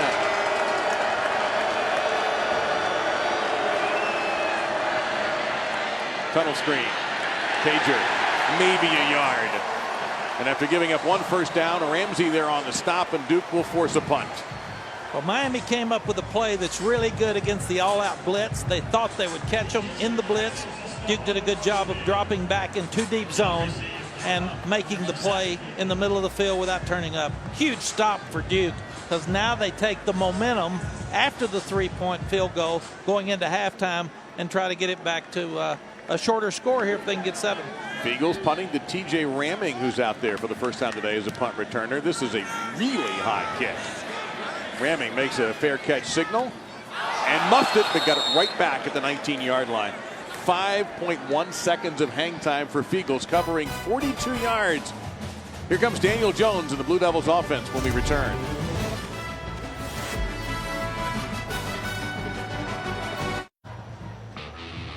So earlier tonight, Mike Finn, ACC Associate Commissioner for Communications, retiring after 17 years in the ACC office, 40-year career. And Mike, on behalf of every announcer for every network who's ever worked an Atlantic Coast Conference game, let me congratulate you and thank you and wish you nothing but the very best in retirement. Duke with the football now at the 19-yard line. Their first possession of this 3rd quarter. Trailing Miami, and they're going to lose 5 as Sean Wilson is brought down by Kendrick Norton. They get a 4-yard loss, 2nd down and 14. So, Mac, both teams' first plays in this half were busts. That's when you're mad as a coach that you've sat in there and made your adjustments and you come out and neither one of them worked. Good penetration. 7 tackles for loss for the Hurricanes.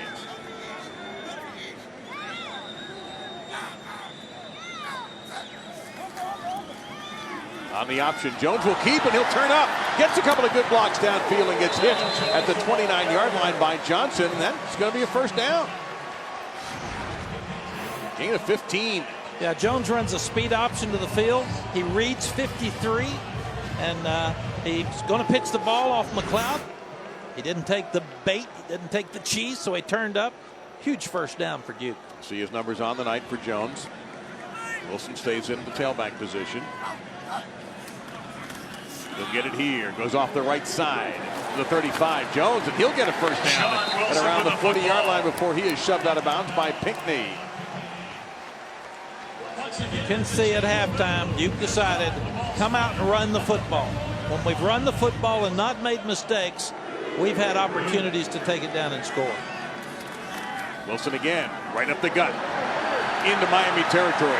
Another Duke first down on the ground, taking huge chunks out of the Canes D. This is inside zone. Really good foot placement and position by the offensive line. They're knocking that Miami defensive line out of there right now. 59 yards for Wilson with 7 carries. They are an inside zone team. That's who they are. Jones, short drop back. Going to go for it all. Right down the sideline. Receiver. And broken up. Trying to get it into ramming. Malik Young, number 12, broke it up. 2nd and 10.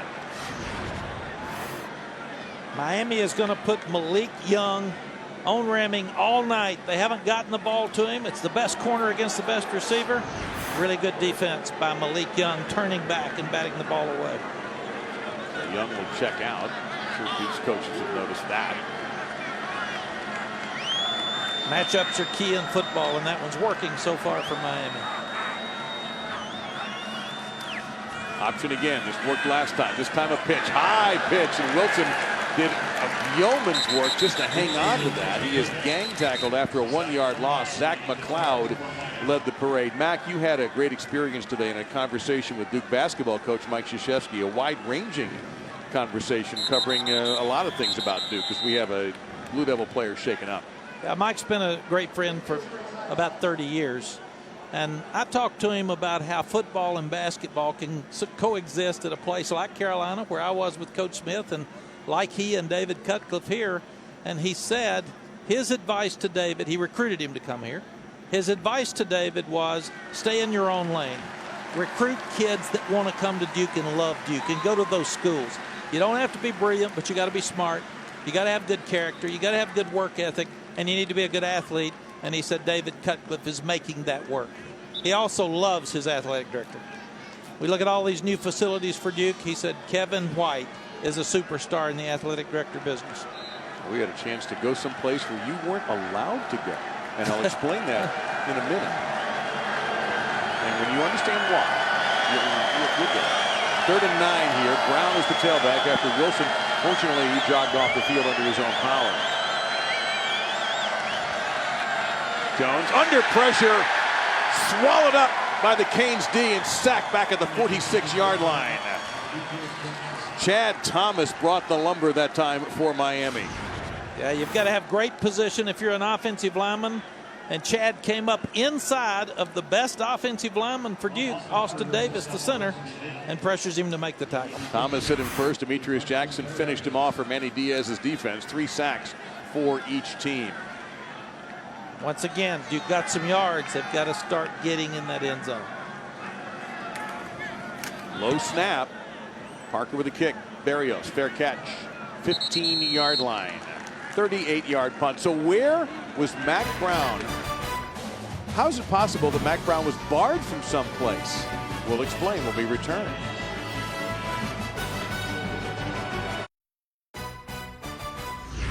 ESPN College Football, brought to you by Nissan, premier partner of the Heisman Trophy, and Chick-fil-A. Start game day strong with the new breakfast hash brown scramble bowl.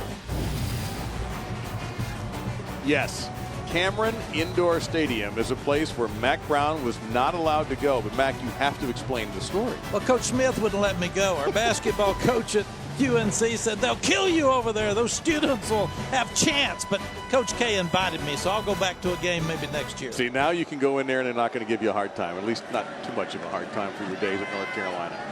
Second possession for Miami. Mark Walton is the tailback, and he'll get the carry. Miami's had a tough time running on Duke.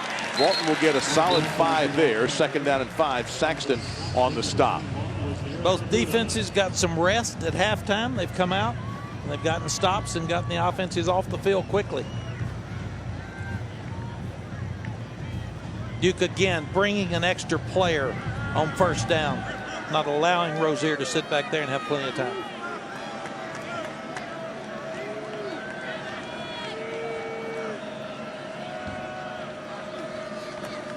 Walton again, following that big freshman guard, and Walton looks like he'll have the first down. Giles Harris, number 44, on the stop. 55. Navon Donaldson, a freshman out of Central High in Miami, goes 6'5", 350. He's a true freshman starting on the offensive line in a Power 5 school. Yeah, Stacy Searles, the offensive line coach that worked with us at Texas, said he's one of the best young freshmen he's ever seen. He's going to be a great one.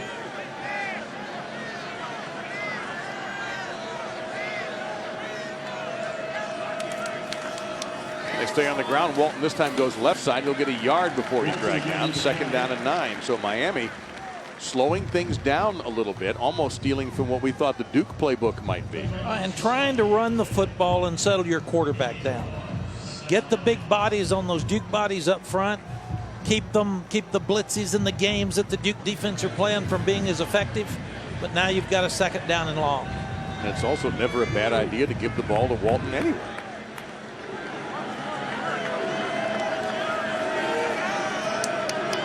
You wonder, he only touched it 2 times the second quarter. You wonder if the ankle was a factor. He'll stay in the block this time. Rozier. And he'll take off. And he didn't, well, he sort of slid. He fell forward, Mac. You wanted him to slide earlier. He's a couple of yards short of the first down with third down coming up. Giles Harris on the stop. Yeah, to his credit, he knows where the chain is. He's trying to get to the chain, and he's afraid if he slides, he'll be short. So give him credit. I'm very impressed with Rozier in this game tonight. 3 out of 7 Miami on third down, and that's great success against Duke, who came in giving up 65 rushing yards a game and only 14% success on third down. And me, I hand the ball to Walton. Go with the one that gets you there.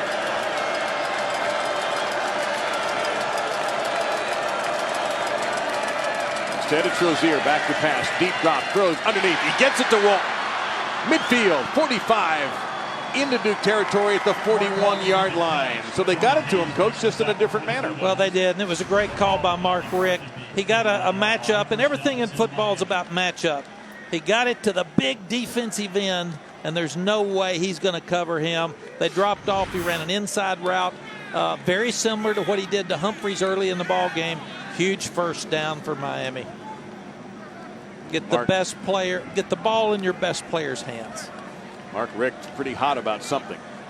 6th play of the drive coming up. 6 plays, I should say, of 25 yards or more in the passing game for Miami. Rozier steps into the throw, and it bounces. 2nd and 10 coming up. Cager was the intended receiver. Yeah, Duke's doing a lot of stuff on first down now, and that's something they haven't done in the previous 4 games. They're doing it with their front 7. They're adding on to a 5th or 6th backer. Good job by Knowles, because early in the game, Miami was killing them on those plays. And Duke doesn't have the speed Miami has, so it's hard to learn to adjust in practice. Travis Homer comes in, number 24, at the tailback position for Miami. 2nd and 10. Pressure up the middle, picked up. Rozier, back shoulder. No, not even close to Harley, who was very well covered by someone you talked about tonight several times, Mark Gilbert. Yeah, Mark Gilbert's going to be a superstar. But again, that front, the front 7 of Duke continues to put pressure on Rozier. Walton comes back into the game. Clock stops, 6:23. Same score we had going into halftime. It's hidden yardage. Miami's changed field position, but this is a key play in this ball game.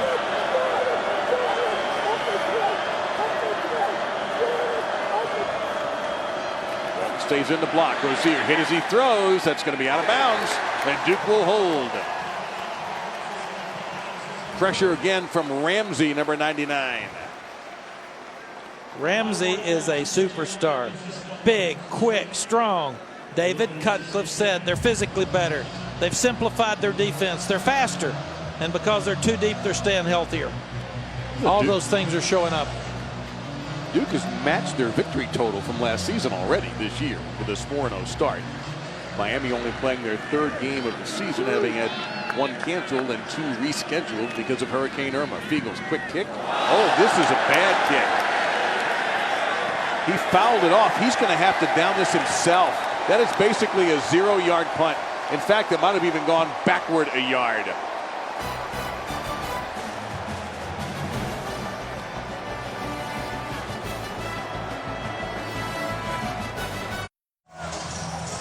Welcome back. Miami leading 17-6 over Duke in the third quarter. I'm now joined by Corn Elder, current Carolina Panther, former Miami Hurricane. The last time you were here, it was a very special moment, that infamous 8 lateral play that you scored the touchdown. What's your lasting memory from Miami? Just greatness. Coming back here, seeing this field, seeing what we did the last time we were here, it just feels special.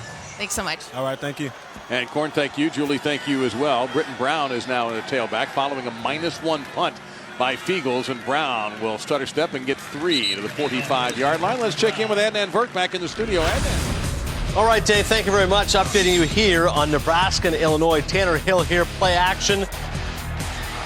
Tyler Hobb is here. We'll scoot in for the score. Right now, it's all Nebraska, 21-3, almost at the half. Dave? All right, Adnan, thank you very much. Interesting duel there between a Nebraska program that really needs to win, and of course, so does Illinois. But Lovie Smith is the head coach. Heavily covered pass, and no flag. Young was the intended receiver, and Young was blanketing Young. 3rd and 7.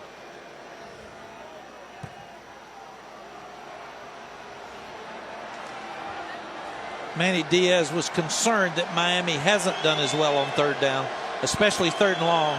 So this will be a key play. Looks like they may play man-to-man. Well, Duke at 40%. Miami came into the game giving up better than half on 3rd down. Little heat, but plenty of time for Jones, who fires and missed his receiver. Might have been a miscommunication there. It's going to be 4th down and 7. So this has turned Mac into a bit of a defensive slugfest after at one point Miami looked unbeatable on offense. First 2 times they get the ball, they score 2 touchdowns. Since they've only added a field goal. Duke has just 2 field goals. What has made this game so defensive oriented? I think you get a good feel at halftime, especially if you're Duke. You've adjusted to the speed of Miami because you can't see that in practice. And if you're Miami, you're just trying to get your gap settled down and do fundamental things. Duke still rushed for 124 yards to Miami's 60, but you've got to give credit to both these defensives. They've changed this game from early. See, coming up on ESPN Tuesday night, the Minnesota Twins and the New York Yankees with a wild card. And you're looking at a big New York Yankees fan right there, David Cutcliffe, and he had a chance to fulfill a dream last year. Each with Joey Girardi, a couple of coach-manager, and then right to the toe the rubber, David Cutcliffe. The right-hander deals. I'm calling that a strike on the outside corner. He said wind was blowing out, so he wanted to get it down and away. You want to try to force those ground balls a couple plays whenever you can. Rozier steps back. They screen it to Walton. And Walton tightropes that sideline. You can see where they have him out. The 37-yard line. That's an 8-yard pickup. Giles Harris able to push him away. Miami's had trouble running the ball with the pressure and the 6- and 7-man fronts in the box, and they've gone to short passes out to Walton. Really good move by the Miami staff. Mark Richt. Julie? Well, guys, I've been watching Mark Walton. He's been testing that ankle through the second quarter into the third quarter. He's been flexing it, extending it. Seems as though he's in slight pain, but he told me he is such a confident guy. He hates being on the sideline. That last play, last game, he thought that was the end of his career. Yeah, that was an interesting story you told us, that Walton really was nervous. This is somebody who certainly has the NFL in his sights. He has 4 catches tonight for 79 yards out of Booker T. Washington, a great program in the heart of Miami. Rozier running for a first down to the 42 on that previous play.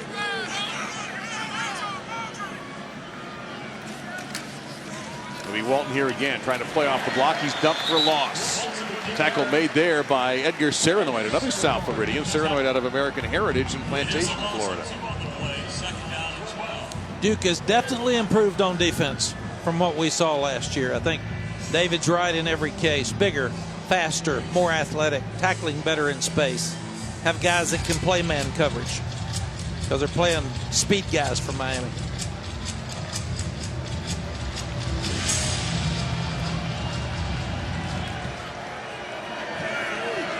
Walton stays in next to Rozier. And he'll stay in the block. Rozier overthrows. It's intercepted. That's Fields, and he's brought down. That's his third pick of the season, and it's the first one he hasn't run in for a touchdown. A lot of pressure by Duke from the front. Rozier gets hit as he's throwing it. He gets it high because he can't follow through. And they actually recruited Fields as a receiver because he's got such great hands. If you're Miami, you can't let Duke hang around, Dave. You're letting them hang around, and they're going to get excited, and that defense could get tired. That's another storyline we talked about earlier. Duke needs a drive to get 7 points, and they're right back in the thick of this thing. So Duke will take over at their own 22-yard line. Sean Wilson is the tailback now, number 29.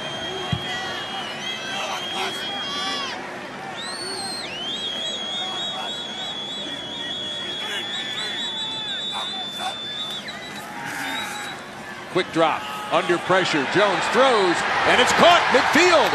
Finally a catch for TJ Ramming, a beautiful throw by Jones, and Duke gets a first down after a 28-yard pickup. That's the matchup we talked about earlier. You've got Malik Young, the best corner at Miami, guarding Ramming, the best receiver at Duke. Really good fade route, nice throw by Jones. Longest play from scrimmage for Duke tonight. Now the handoff to Wilson. He'll get 3 hard-earned yards before he's brought down by Pinckney. Shaq Quarterman was also in the neighborhood.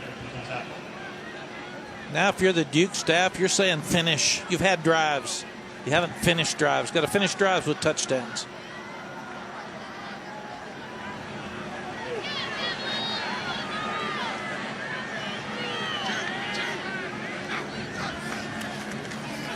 Play action fake. Going over the top, and it's incomplete. They were trying to fit that in to Scott Bracey, number 11, and D. Delaney. Grad transfer from the Citadel was stride for stride. 3rd and 7 coming up. You've got to keep some space on the outside. The boundary is the defensive friend, so you've got to keep space and just fall away. That ball's just thrown too far over his head. Manny Diaz figuring out the defense he wants. 4 of 11 his squad on 3rd downs tonight. They've made 7 stops on 3rd down.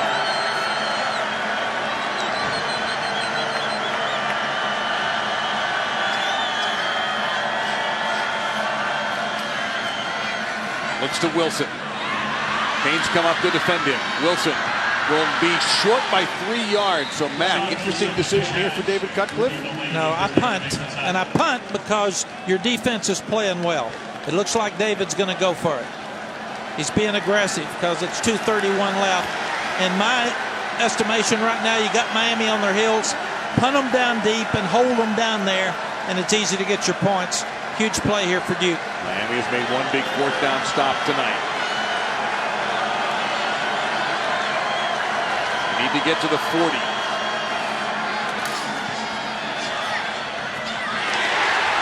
And it's incomplete.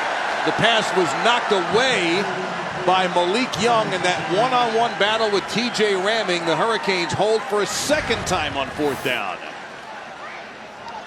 Great play by the Miami defense. You've got to step up when it matters in a ball game, and there's a lot of hidden yardage here that Duke's going to lose. There's 30 possible yards that you lost by not punting in that situation. So risk by David Cutcliffe. You go for it, you got to make it. So Malik Rozier, who was hot in the first half, particularly the first quarter, has cooled considerably. You see his numbers. It's the 9-for-9 start, and he threw an interception on the last drive. But Miami has also had a hard time igniting their run game against a very good Duke defense.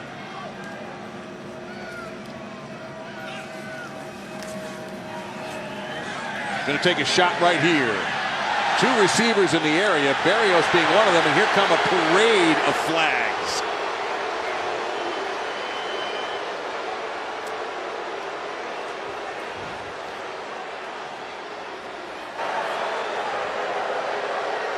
Defensive pass interference, number 9. That's an automatic first down.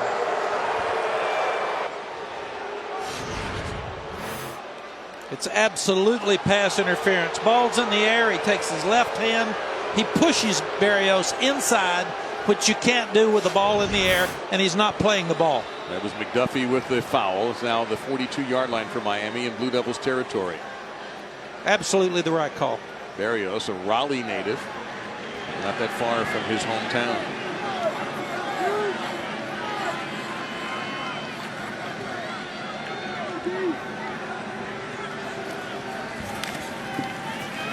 Rozier. He'll get out of bounds. Next best thing is sliding. In fact, maybe even better. Short game, second down and long coming up. Duke needs a stop here. We're getting near the end of the third quarter. You've got to get that Miami defense back on the field. Hopefully you can wear them down, but you need a turnover. You got to hit the quarterback. You got to make them punt.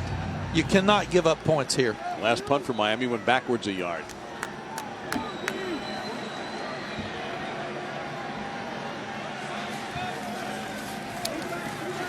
Time here. Rozier got hit as he throws, and a pop-up. Nobody was able to claim it. He had a moment where he had time, but he obviously had no open receivers. And then the pocket collapsed, and the pressure from Humphreys. Yeah, they bring Humphreys, an extra player again up front. Knowles is dialing up some great defenses for Duke. And they also had Giles Harris that was locked on Walton, but Rozier didn't have enough time to sit in the pocket and throw. Really good play by Ben Humphreys. Stop the clock, too, with 1:29 to go in this third quarter. They brought both safeties, and Miami hit them deep last time in this situation. Let's see what Duke dials up. 5 to snap. They bring a lot of people. Rozier is able to get away. He'll tuck and run. And he steps out of bounds at about the line of scrimmage. Maybe he picked up a yard there. Ben Humphreys was chasing him, number 34 in the gray and blue. And Miami will face 4th down, and Duke's defense does indeed hold. When you have a 4th down try and you don't make it, it's like a turnover. Sudden change. Duke's defense is not worried about it. They go out and make a stop. Now, you might have noticed in one of the replays we ran of the Zach Fiegel's punt that he looked like he was limping a little bit on his left leg. So we'll see how he executes this punt. Under a minute now in the quarter. This one's a lot better. High, fair catch. Fiegels gets it done this time at about the 10-yard line. Let's get it done with Adnan Burke. Always getting it done, Dave Lamont, is Sam Darnold. So far, the Trojans, they've won 13 straight games, unbeaten so far this season. Cannot wait to see how he fares against that Wazoo defense. USC, Washington State, part of our doubleheader. Game time about an hour from now. Dave, I know you guys can't wait. Oh, we're ready for it, Adnan. Mac, what do you think? I don't want to necessarily put you on the spot, but if you want me to, I will. Well, I coached against Mike Leach teams at Texas Tech 13 years. He does a tremendous job at what they do with the passing game. They're playing better defense, but Falk's playing better at quarterback on some weekends than Darnold. Darnold's had 7 turnovers. SC better run the ball well tonight, and Darnold better hit some short passes if they're going to win. Britton Brown gets the handoff. No, it's the quarterback keeper by Jones. Did a nice job there and shoved out of bounds at around the 15-yard line. So he'll pick up about 5 yards before Charles Perry shoved him out. I fell for the fake that time. So did a few Miami defenders. They're going to say he gained 4 to the 14. So it's 2nd down and 6.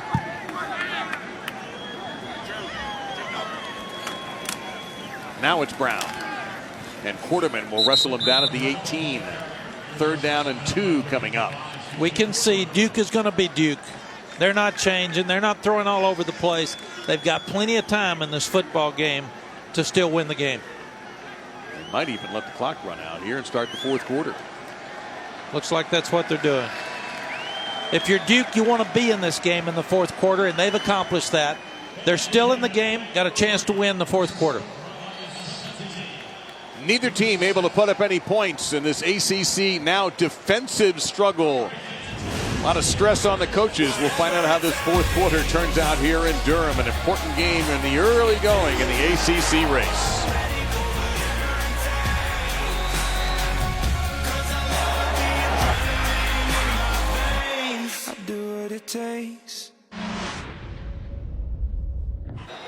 You see the patches on the coaches' shirts tonight. That's about Coach to Cure MD. It's 10,000 coaches with the AFCA that are working to fight Duchenne and muscular disease. Good for them. 3rd down and 2, and Jones with the extra effort, the 6'5" quarterback, may have gotten the 2 yards he needed for the first down. The spot is at, let's see, did they give him that? Yes, they did call it a first down indeed. Pinckney in there on the stop for Miami. So Duke with 300 total yards, Miami 288. Duke 140 on the ground, Miami 67, and the booth would like a closer look at Ruling this. on the field of the first down is under further review. And this is a gigantic review because if this call of a first down is overturned, Duke would have to punt most likely.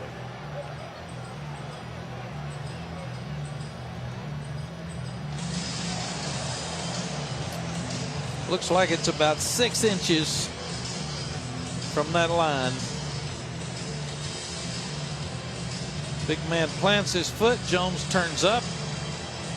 Now from that angle, it looks like the correct call. But if we show the first one again, it looks extremely close.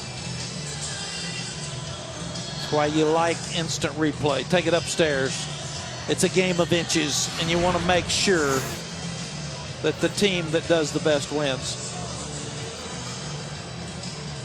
Hard to tell from that angle. I think the first look was the best look that we've had so far. Coaches have to have the punt team ready. They have to have the offense ready to go back for first down. They've got to have all different circumstances and situations covered on the boundary. So we're going to take another look at the first look that we showed you. After review, the ruling on the field, the runner was short of the line to gain. Just before reaching the 20-yard line, he was down at the 19.5. It'll be 4th down. And I think that is the look that caused Tom Zamorsky in the booth to overturn the call, and Duke will indeed bring out the punt unit. No, they will not. May try to draw them offsides. That would be the first thing in this situation. They had 2 teams ready to go, and they brought out the quarterback. He'll sneak it at 6'5". Can he get there? The push is on. And this is basically human tug of war. Now, if you go by those spots, the 2 officials racing in, he should have it.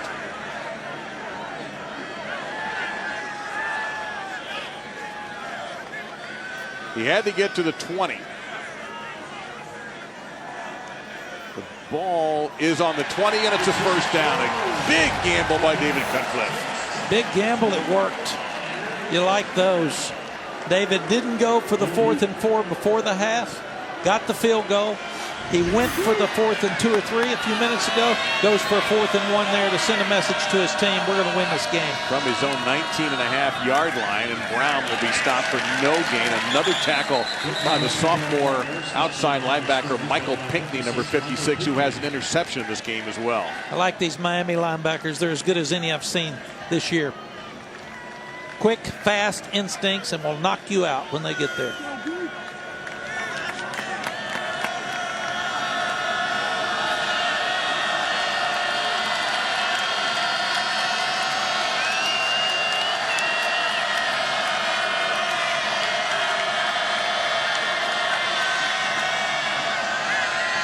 Jones going deep. Knocked away. Boy, Ramming and Young, they ought to have charged a separate admission fee just to watch these two go at it. Well, and give Manny Diaz a lot of credit. They locked the best player at Miami, the best corner, up against the best receiver at Duke. And so far, advantage Miami.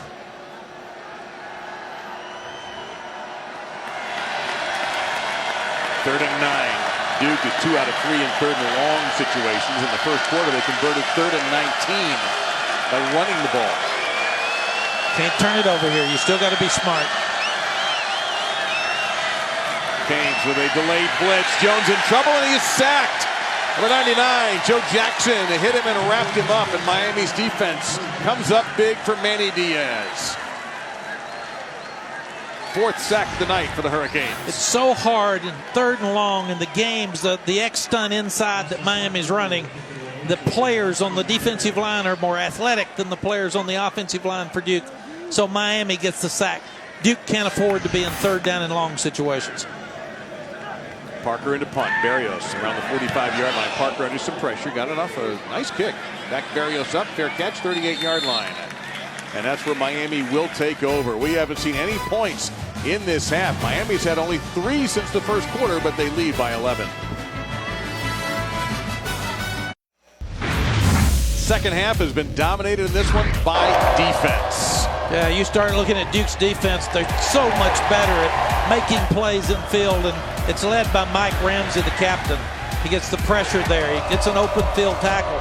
And then there's the interception because of the pressure on Serenord and the high throw. But this Duke defense is for real. They've been very impressive in this second half. After a shaky start where Miami marched up and down the field twice, they have clamped down on the Canes. Here's Mark Walton getting outside. Walton 45. Walton steps away from the field to the 47-yard line. That's going to be a yard short of a first down, a gain of 9.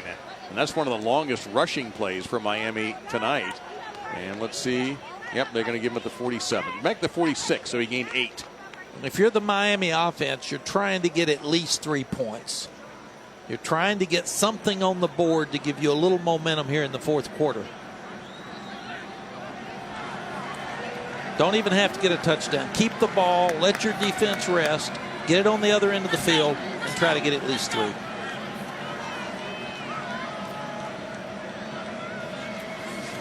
Walton again. No, it's a keeper for Rozier, and he'll get the first down. Tremendous job by the quarterback that time to fake the handoff to Walton, where a lot of people figured he was going to go, and he gets the first down to keep the drive alive. The zone read is a very difficult play to stop, especially when you don't use it very much. The linebackers lose their eye discipline, and they get hung up on Walton, which the coaches have been talking about all week.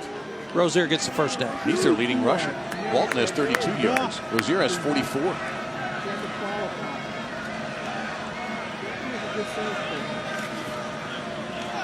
Now it's Walton. Not much. A yard. That's all.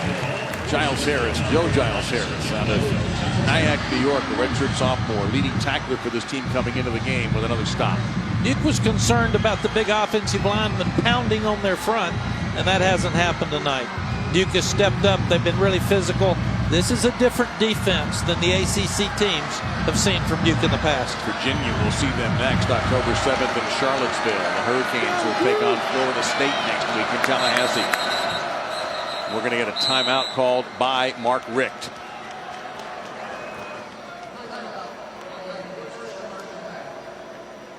And the strain of this game has shown on Miami's head coach all night. Anybody have an acid pill for Mark Richt? Please send it to Durham ASAP.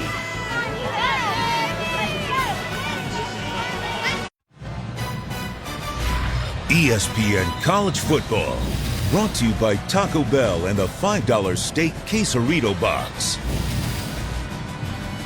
Battle of the mascots, the Ibis and the Blue Devil, and a tense battle between these teams. 17-6. We're in the fourth quarter with 11 minutes 13 seconds remaining. It's been all defense. Both sides have brought it. Second down and 9 for Miami, just inside Duke territory. With Julie Stewart-Binks and Mac Brown, I'm Dave Lamont. Part of a Friday doubleheader on ESPN with USC Washington State to follow us. Rozier over the middle. Miami's got some room here. 20, 15. Richards, he's back in. Touchdown, Miami. Richards didn't look as fast as he could be. Didn't have to be. Miami 23-3. Mac During the break, we were wondering what happened to Richards. We didn't see him in the third quarter. Here he is. Well, we got it answered. It's an under route, and it's a bust by the Duke defense. He comes on a shallow underneath route, outruns everybody. He still looks like he's a little tight there, possibly because he's the young man we talked about earlier that's fighting the hamstring. But huge play for Miami, and now that changes the way Duke has to look at the offensive series coming back out. So Richards with 3 catches for 106. That one his first touchdown of the year, a 49-yarder for the Hurricanes speedster at wide receiver. Maybe not as fast as he can be, but his second year is faster than most people's first. Amon Richards missed the first 2 games of the season for Miami with a hamstring issue. He has come back with 3 catches tonight, including a 49-yard touchdown reception. And now a lot of heat on this Duke offense to do something they have not really been able to do, and that's be consistent. This will be Wilson at the goal line. Miami on him. And he will pay the price. Down to the 14-yard line. Let's go to the studio in Edinburgh. All right, Dave, thank you very much. Just want to update you on Kent Myers here. Completing it to Ronquavian Tarver. Nice score here, 24-21. Utah State has the lead over BYU. That game is at the half. And coming up next, Mike Leach and Wazoo. They have not fared well when facing ranked opponents at home. Will recent history change against the USC Trojans? We'll find out 40, Dave. Yeah, that's going to be a lot of fun. Thank you, Adnan. This one's been fun, too. Duke now in a position they really wanted to avoid with their style of play.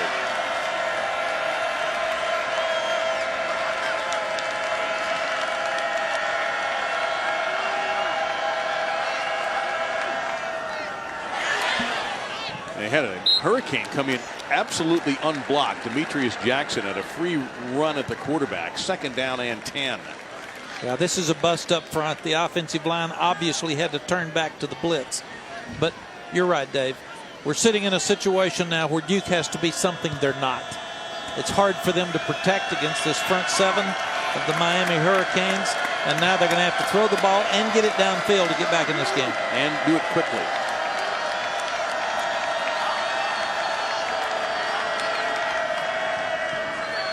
Time here, though. Pass, and it is dropped at the 20-yard line. Broken up by Delaney. He hit Taylor immediately. It'll be 3rd down and 10. And he was, when talking with the Duke coaches yesterday, Mac, how many times do we hear the expression, we'll do what we do? Yeah, until the clock dictates that you can't do that any longer, and that's kind of where they are now. And I think we'll see Miami start playing some more zone because they can't give up the explosive play and let Duke get back in this. Down is the tailback. Playing 2 deep, man under here. A little bit of pressure. Jones on the run, and it hit the shoe of his intended receiver, Taylor, who was covered by Bandy, and it's a 3-and-out for Duke. Great defensive call by Manny Diaz. Man everybody up underneath. Get your 2 safeties deep so they can run something down if it squirts. Good defensive series by Miami, 3-and-out. And now Duke's 0-6 on 3rd down in the second half. So give Miami's defense a whole lot of credit. Manny Diaz did a great job adjusting at halftime. Parker with a punt. Barrio stepping into this in midfield. He's going to give it a shot on the return, and he'll get to the Duke 40-yard line, dragging some tacklers with him. So Miami with by far their best position to start on offense. Coming up tonight after our game at 10:30 Eastern, 7:30 Pacific, it'll be Sam Darnold, number 5 USC, number 16 Washington State. Both teams undefeated through 4. You can see the game streaming live on the ESPN app as well. And Julie, you had a chance to talk to our colleague Molly McGrath. Yeah, guys, I spoke with ESPN reporter Molly McGrath, also my good friend, who told me Clay Helton's biggest concern for USC against Washington State is that they are a fast start team. They outscore opponents 87-19 in the first half, and Helton admitted that his team is actually the opposite. They're more of a finish strong fourth quarter type team, and Helton said that won't work Friday night. We need to take advantage of our time in the red zone. Field goals aren't good enough. Thank you, Julie, very much. Mark Walton is back into the tailback position for Miami, number 1. He's had a tough night playing on a little bit of a bad ankle. He'll get it here. and he will lose a couple of yards. One also personnel note for Miami. Earlier tonight, just before kick, they announced a 3-game suspension for redshirt junior receiver Dale Harris for a violation of team rules. So Mark Richt, and I'm sure that's a difficult call, Mac. You've made those calls before yourself, even on game day, and I'm sure it's some soul searching goes on when you have to make a decision like that. You hate it for the kid because it changes the direction of his life. You hate it for the parents, but you hope you're sending a message to him that he grows up and changes, and Mark Richt's the kind of guy that's going to do that. These are two of the best coaches in college football and the best people. I was on the board of the AFCA with them. Been some bad stories the last couple of days in college sports. These guys do it right. They got that play just off before the penalty flag would have been thrown, and Walton is going to get not only the lost yardage back, but almost get the first down. It'll be 3rd and 1 as Walton gains 11 now. If you're Mark Richt, you want to finish this game with the ball, running downhill, being physical. This is when your team grows up. Well, we have a Duke player shaken up at the 27-yard line, and that is that their terrific linebacker, Ben Humphreys, number 34. Yeah, they don't need him hurt for sure. Well, he was injured in the North Carolina game on a chop block, and it looked very bad when it happened, but obviously he's been able to come back from that injury a week ago, and hopefully this is something quick and he'll be able to get back into the game. And Dave, let me finish my thought too about coaching. There's some bad news, there's some bad stories, there's some bad guys in coaching in all sports, but there's so many good people that are doing it right, and you appreciate those people. I'm a guy that believes if somebody gets caught cheating and they knowing and willingly do it, fire them. Get them out of the business. These two guys do it right. They do it right with kids. They do it right for the game. They go by the rules, and there's so many other coaches out there that do it right. It's a shame when we have bad publicity that overshadows all the good. Bad publicity sells. Humphrey's able to get off under his own power.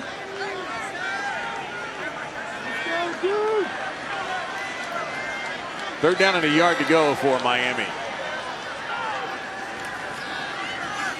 Well, can't get there. Do you go for it here? Yes, I do. Because you don't want to block field goal to change the game and get Duke excited. So I definitely line up. They're going to do it quickly with a quarterback sneak. And I think they got it. Let's see. The initial thrust might do it to the 30-yard line. That's what they had to get.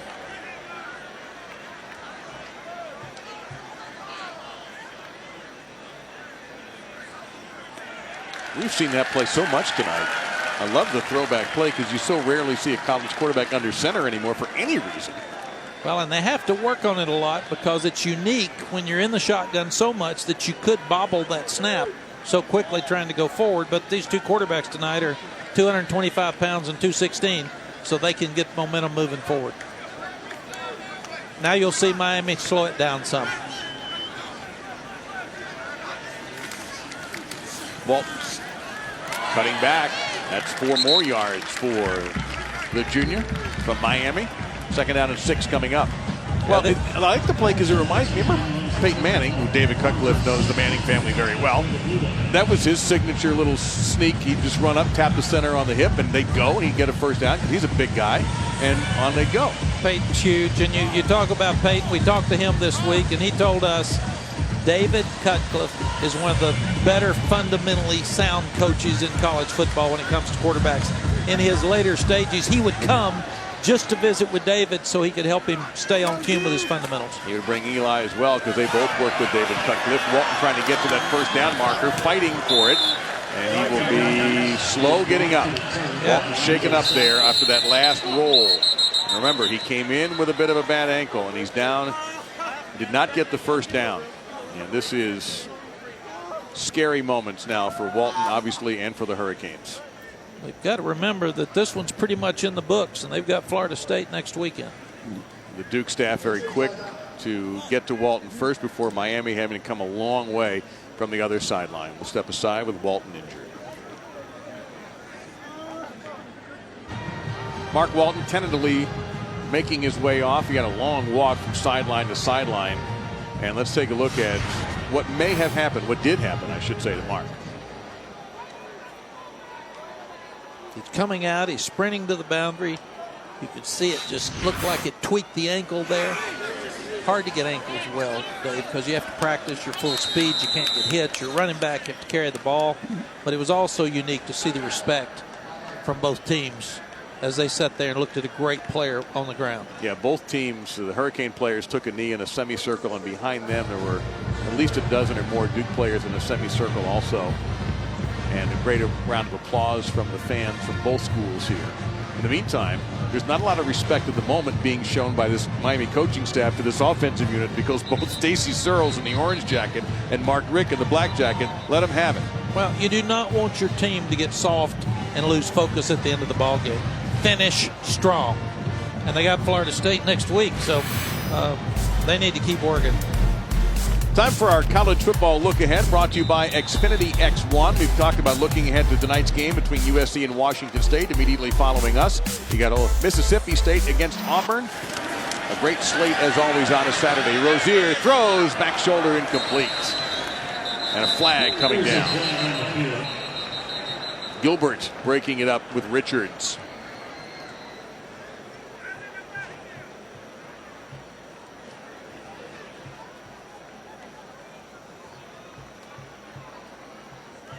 So they'll back him up, I would think, 3rd and 6 instead of 4th and 1. Illegal formation, 5 men in the backfield. That penalty is declined. Nope. 4th down. 4th down and a yard. Now, Mark Richt burned another timeout, so he only has one with 7:25 remaining. Duke has all 3 of theirs. Yes, and I would go for this again because you don't want to take an opportunity to have a low kick blocked and run back for a touchdown and give Duke some excitement. Well, go for your 4th and 1 and make it. He doesn't have any more timeouts. Mark Richt has taken one more timeout to discuss the 4th down play. He's the play caller. His son, John, works with the quarterbacks. So the Richt family all over this UM program.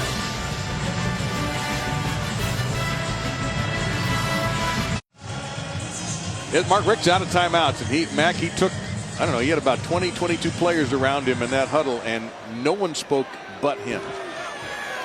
Finish strong is the message. Don't stand around. Got Florida State next week. That formation with the backup center Gaynor at fullback, and Rozier will step back and throw. He'll go one-on-one. Richards fights it off. There's a flag down, and it might be offensive pass interference here.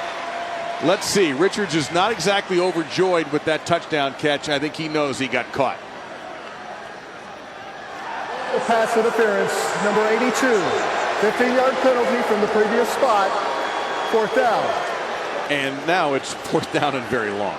Well, and I've got no problem with Mark throwing deep with this lead, because you're sitting here with a young receiver that's a sophomore that hadn't played much. You got a young quarterback. You're working on the rest of your year. Coverage again, great by Gilbert. So impressed with Gilbert. He turned back into the ball. He made it where Richards had to push off. Great play by Duke. So Michael Badgley will step into this one. And this is long. This is 53. His career long, 57. Could be a pooch punt. He's going to miss it. Well, you go back to your low kick comment. This is when low kicks happen, when they're long. And Badgley was able to avoid being blocked, but it will be Duke ball 24-6. Let's go to the studio and add that. All right, Dave, thank you very much. Speaking of coaches, look at that. Clay Helton and Mike Leach ready to get it on. USC and Washington State, a huge Pac-12 clash between two 4-0 teams. We're under 25 minutes away from what should be one of the best games early in this year. Dave? I agree, Adnan. Thank you very much. That's following us. Duke with Sean Wilson at the tail.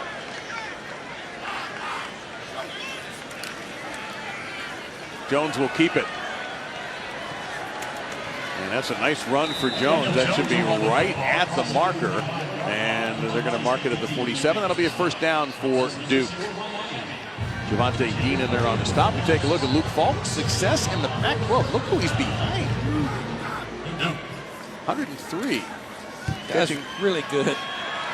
Jones forced out of his comfort zone. He'll be dumped at the 46-yard line by Chad Thomas, an Nagurski Award candidate. 2nd down and 11.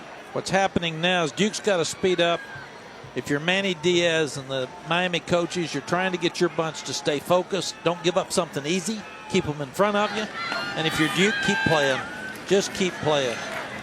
Out to Wilson coming out of the backfield. He breaks one tackle and runs out of bounds to stop the clock. With 6:24 to go at the 48-yard line. Coaching's about matchups, Dave. And the coaches told us from Miami, Malik Young, number 12, their best corner, would be on rimming all night. They've targeted him 8 times tonight, only 2 catches for 27 yards. That's good coaching. Duke having a tough time on third down offensively, going for it here on 4th and 15, and it's intercepted by Javonte Dean, the junior. And now they're going to say he did not catch it. Incomplete. Thought he had it. 4th down and 5. They're going to go for it here. Miami substituting, and they may get caught with 12 on the field. They don't see a flag. Jones gets sacked, and Miami is held on 4th down again.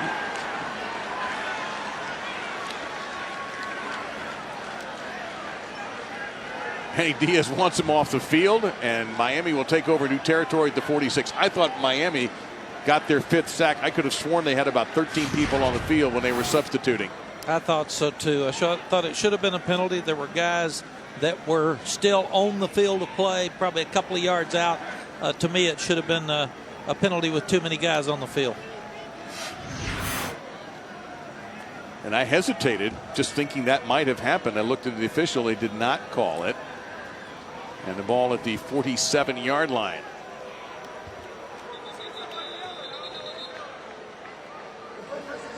Is under further review. Yeah, they're going to count in the booth. I believe the booth will count this, and they're going to find 12, maybe more.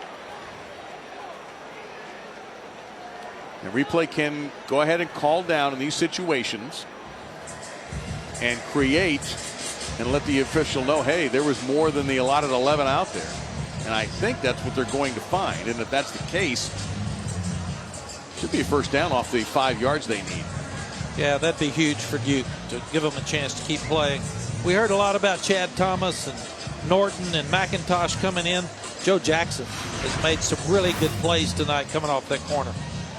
Take a look at the top of your screens. The ball has already been snapped by Austin Davis, the Duke center, and right there. And even at the 48-yard line, as another Hurricane is not quite all the way off the field yet either.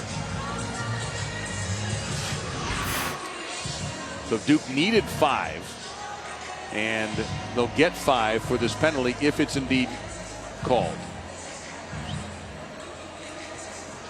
We talked about the Miami players being a little tired last week against Toledo in the 4th quarter. They didn't sprint off the field that time with their defense, which I think is going to cost them the penalty and the first down. Got to sprint on and off. You can tell the Miami defense is getting up. So coaches upstairs said, guys, we had too many on the field. Get ready to go back. So Duke will keep it. We're understanding this is going to be ruled too many men on the field. Mark Richt will argue his point, but I think he knows he's not going to win this one. After reviewing the previous play, there was an illegal substitution by the defense. Too many men on the field, not leaving the field in time before the snap. 5-yard penalty from the previous spot. It'll be a 1st and 10 at the 43-yard line. Duke. Referee Riley Johnson with that explanation. Just gives you something else as a head coach to yell about after a win. Which you need. You need a few things to stir them up. You have to humble them. You have to humble them, right? Yeah, get in and out. So at the 43-yard line now of Miami, Duke retains it with 5:57 to go. They have all of their timeouts. Miami has used all of theirs. Brown is the tailback.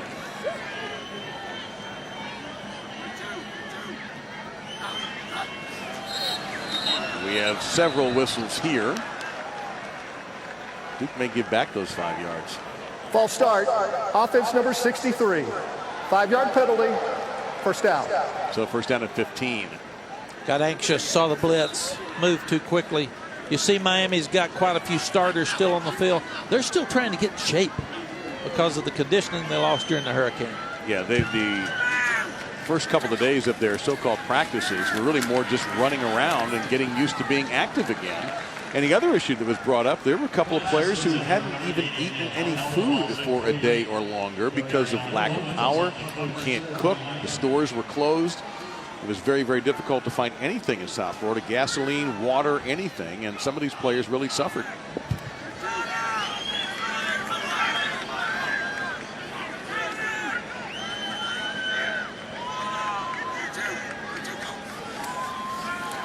Pressure coming from the corner. Jones hangs in, had great protection, and that's going to be incomplete. Delaney on the coverage again versus Taylor. It's 3rd down and 15. Now Miami will substitute and probably get them off in plenty of time. And they will have time because Duke substituted as well. Officials will get over the ball and give Miami a chance to get their substitutes on and off the field. 3rd down forever.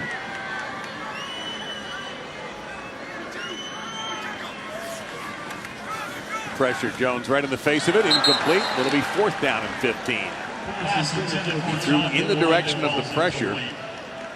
That would have been a tough play for Jonathan Lloyd to make.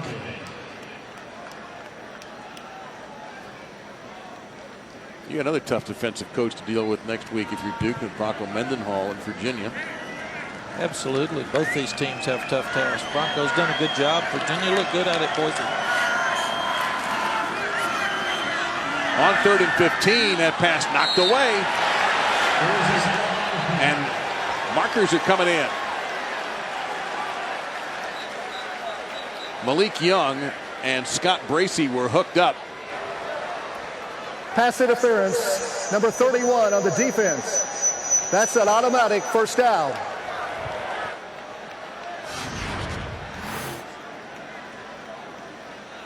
Well, that is definitely not number 31. No. He is a defensive end. But Malik Young tackled him. Yes. As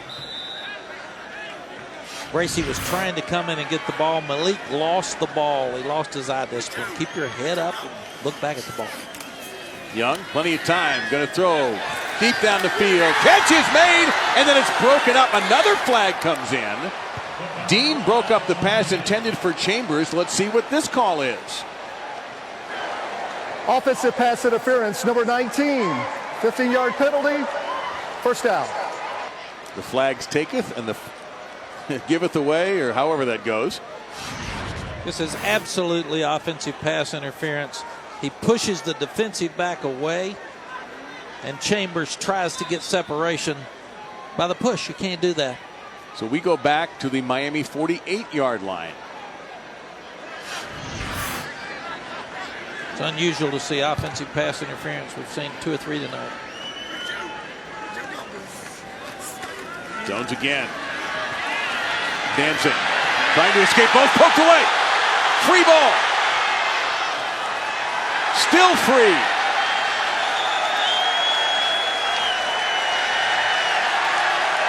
And it's time for Miami to take out the turnover chain because Pat Bethel forced the fumble and Miami recovers it.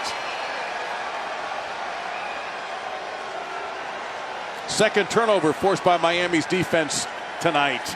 And there it is, a coveted bit of gold.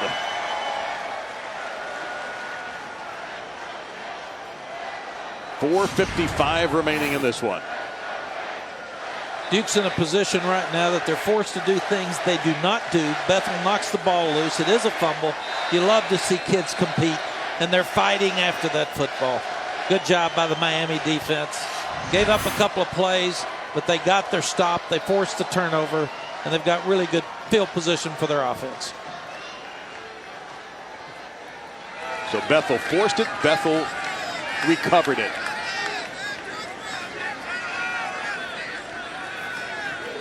Tailback here is Homer, and Homer up the gut. 20. Ball game.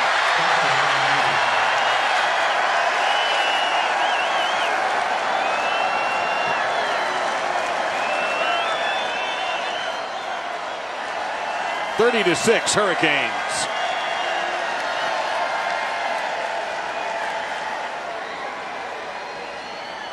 Duke's trying to stop the run. They got a lot of guys around the line of scrimmage. They have an all-out blitz. They bring the safety blitz. When you do that, there's nobody in the middle of the field. If you break that front 7 group, you walk into the end zone just like Homer did. One play, 40-yard drive, took 7 seconds following the Bethel turnover. And Miami now up comfortably 31-6 with 4:48 to go. Let's take a look at Malik Rozier's performance today with a Comfort Zone, brought to you by Wrangler. The Hurricanes quarterback got off to a hot start. This guy came out and he was so good. He got the ball in everybody's hands. He got it in his playmaker's hands. He gets it to Walton. He gets it to Richards. Second half, he had to settle back down and they got more running game for him. But this young guy has a chance to be a superstar moving forward. Has not had a lot of experience as a starting quarterback. His prior start before the Bethune-Cookman game earlier this month in Miami was here in 2015. So this is just his 4th start. His 5th will come in a very unfriendly environment if you're a Miami fan. That's Tallahassee. Well, he'll come out tonight with a lot of confidence. And they said he's a guy that plays well in the moment. And he plays smart. He's done that tonight. He had the one bad throw with the Duke defender in his face. There will be moments in that game against Florida State. 3:30 next Saturday. Deion Jackson on the kick return. And he'll get hit at the 25-yard line. We head to the studio and Adnan. All right, Dave, another update for you here on what's happening in Nebraska and Illinois. All Cornhuskers up 21-6, and then in the 4th quarter, Tanner Lee to Stanley Morgan Jr. Look at that stiff arm there. Yeah, an extra 6 or 7 yards. Nebraska's up 28-6 early in the 4th. And coming up next, Luke Falk, 103 touchdown passes. He has been a star for Washington State. How will he fare against the Trojans defense? It is almost game time. Just about 12 minutes away. Dave? Look forward to that, Adnan. Thank you so much for all you've done for us tonight.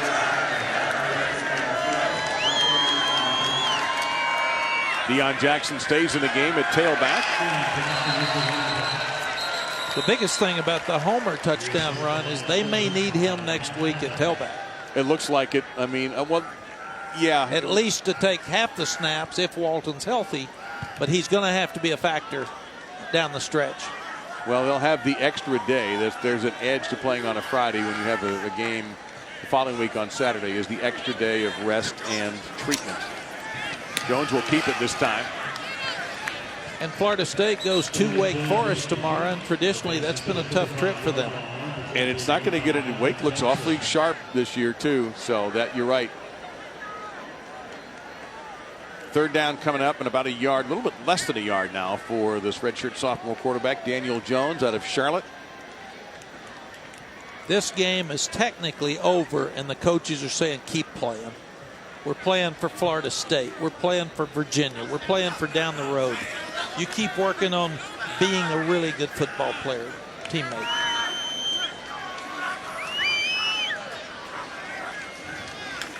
They give to the freshman from Atlanta, and he'll get a 1st down for Duke. Jackson the ball carrier. Darian Owens with the tackle. The change will be the ball And do not forget tonight, after USC Washington State, Neil and Linda will bring you Sports Center from LA. Sports Center at night. Everything that you need to know about the college basketball federal corruption scandal. The highlights from MLB, college football, the President's Cup, and everything else. Sports Center at night, of course, available on the ESPN app. You can see now David Cutcliffe's running the ball, trying to get this game over with. Duke fought hard. They hung in there a long time. They're a much improved football team. They're going to win some more games in the ACC this year. They're going to be a bowl team in my estimation. But they've even changed quarterbacks, so they're letting some young guys play. And Quentin Harris, a redshirt sophomore from Wilton, Connecticut, is now a QB and gets to carry into Hurricanes territory at the 40-yard line. Miami moving forward. What a great win for them. 31-6 going into their rival game next week. The Hurricanes out of the way. Their guys are in better shape. They played well tonight on the road against a good Duke team.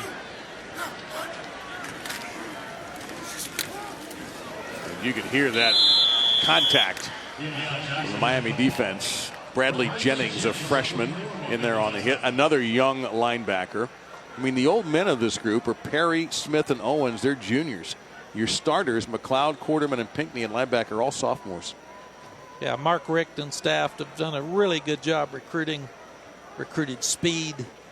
They've got a chance to start looking like the old Miami again. And all three of those starters played extensively last year because they had to. Harris got hit hard there. Amari Carter, a freshman from Palm Beach Gardens, number 5, delivered a strong hit. But another first down for Duke. Under 90 seconds left in this one. Got a lot of young defensive players in there for Miami now, and the older ones are saying, don't let them score. It's 2 field goals. Let's do not give them a touchdown in this thing.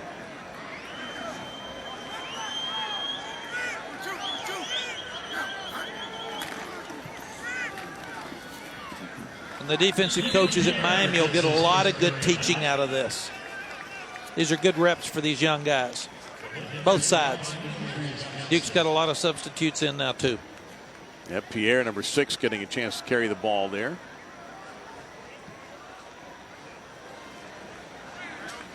I want to take a moment, as always, to thank everybody from Duke and Miami for all their help during the week, and our crew as well.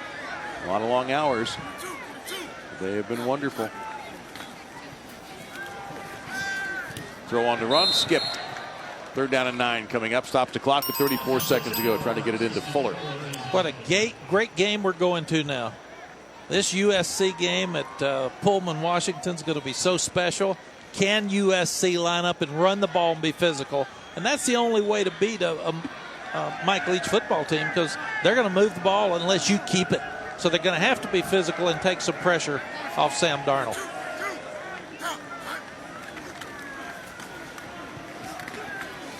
Fourth down coming up. Might have been the final play of the game.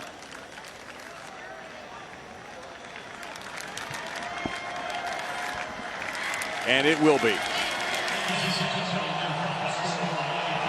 Miami, a winner. They protect their 14th ranking. They go to 3-0 and 1-0 in the ACC, while Duke is now 4-1 and 1-1 in the ACC. They'll head to Charlottesville next Saturday, and it will be Florida State for Miami in Tallahassee. Will that man, Mark Walton, be able to play? Final score 31-6 Miami. For Mac and Julie and our crew, I'm Dave Lamont. Now it's time for USC Washington State.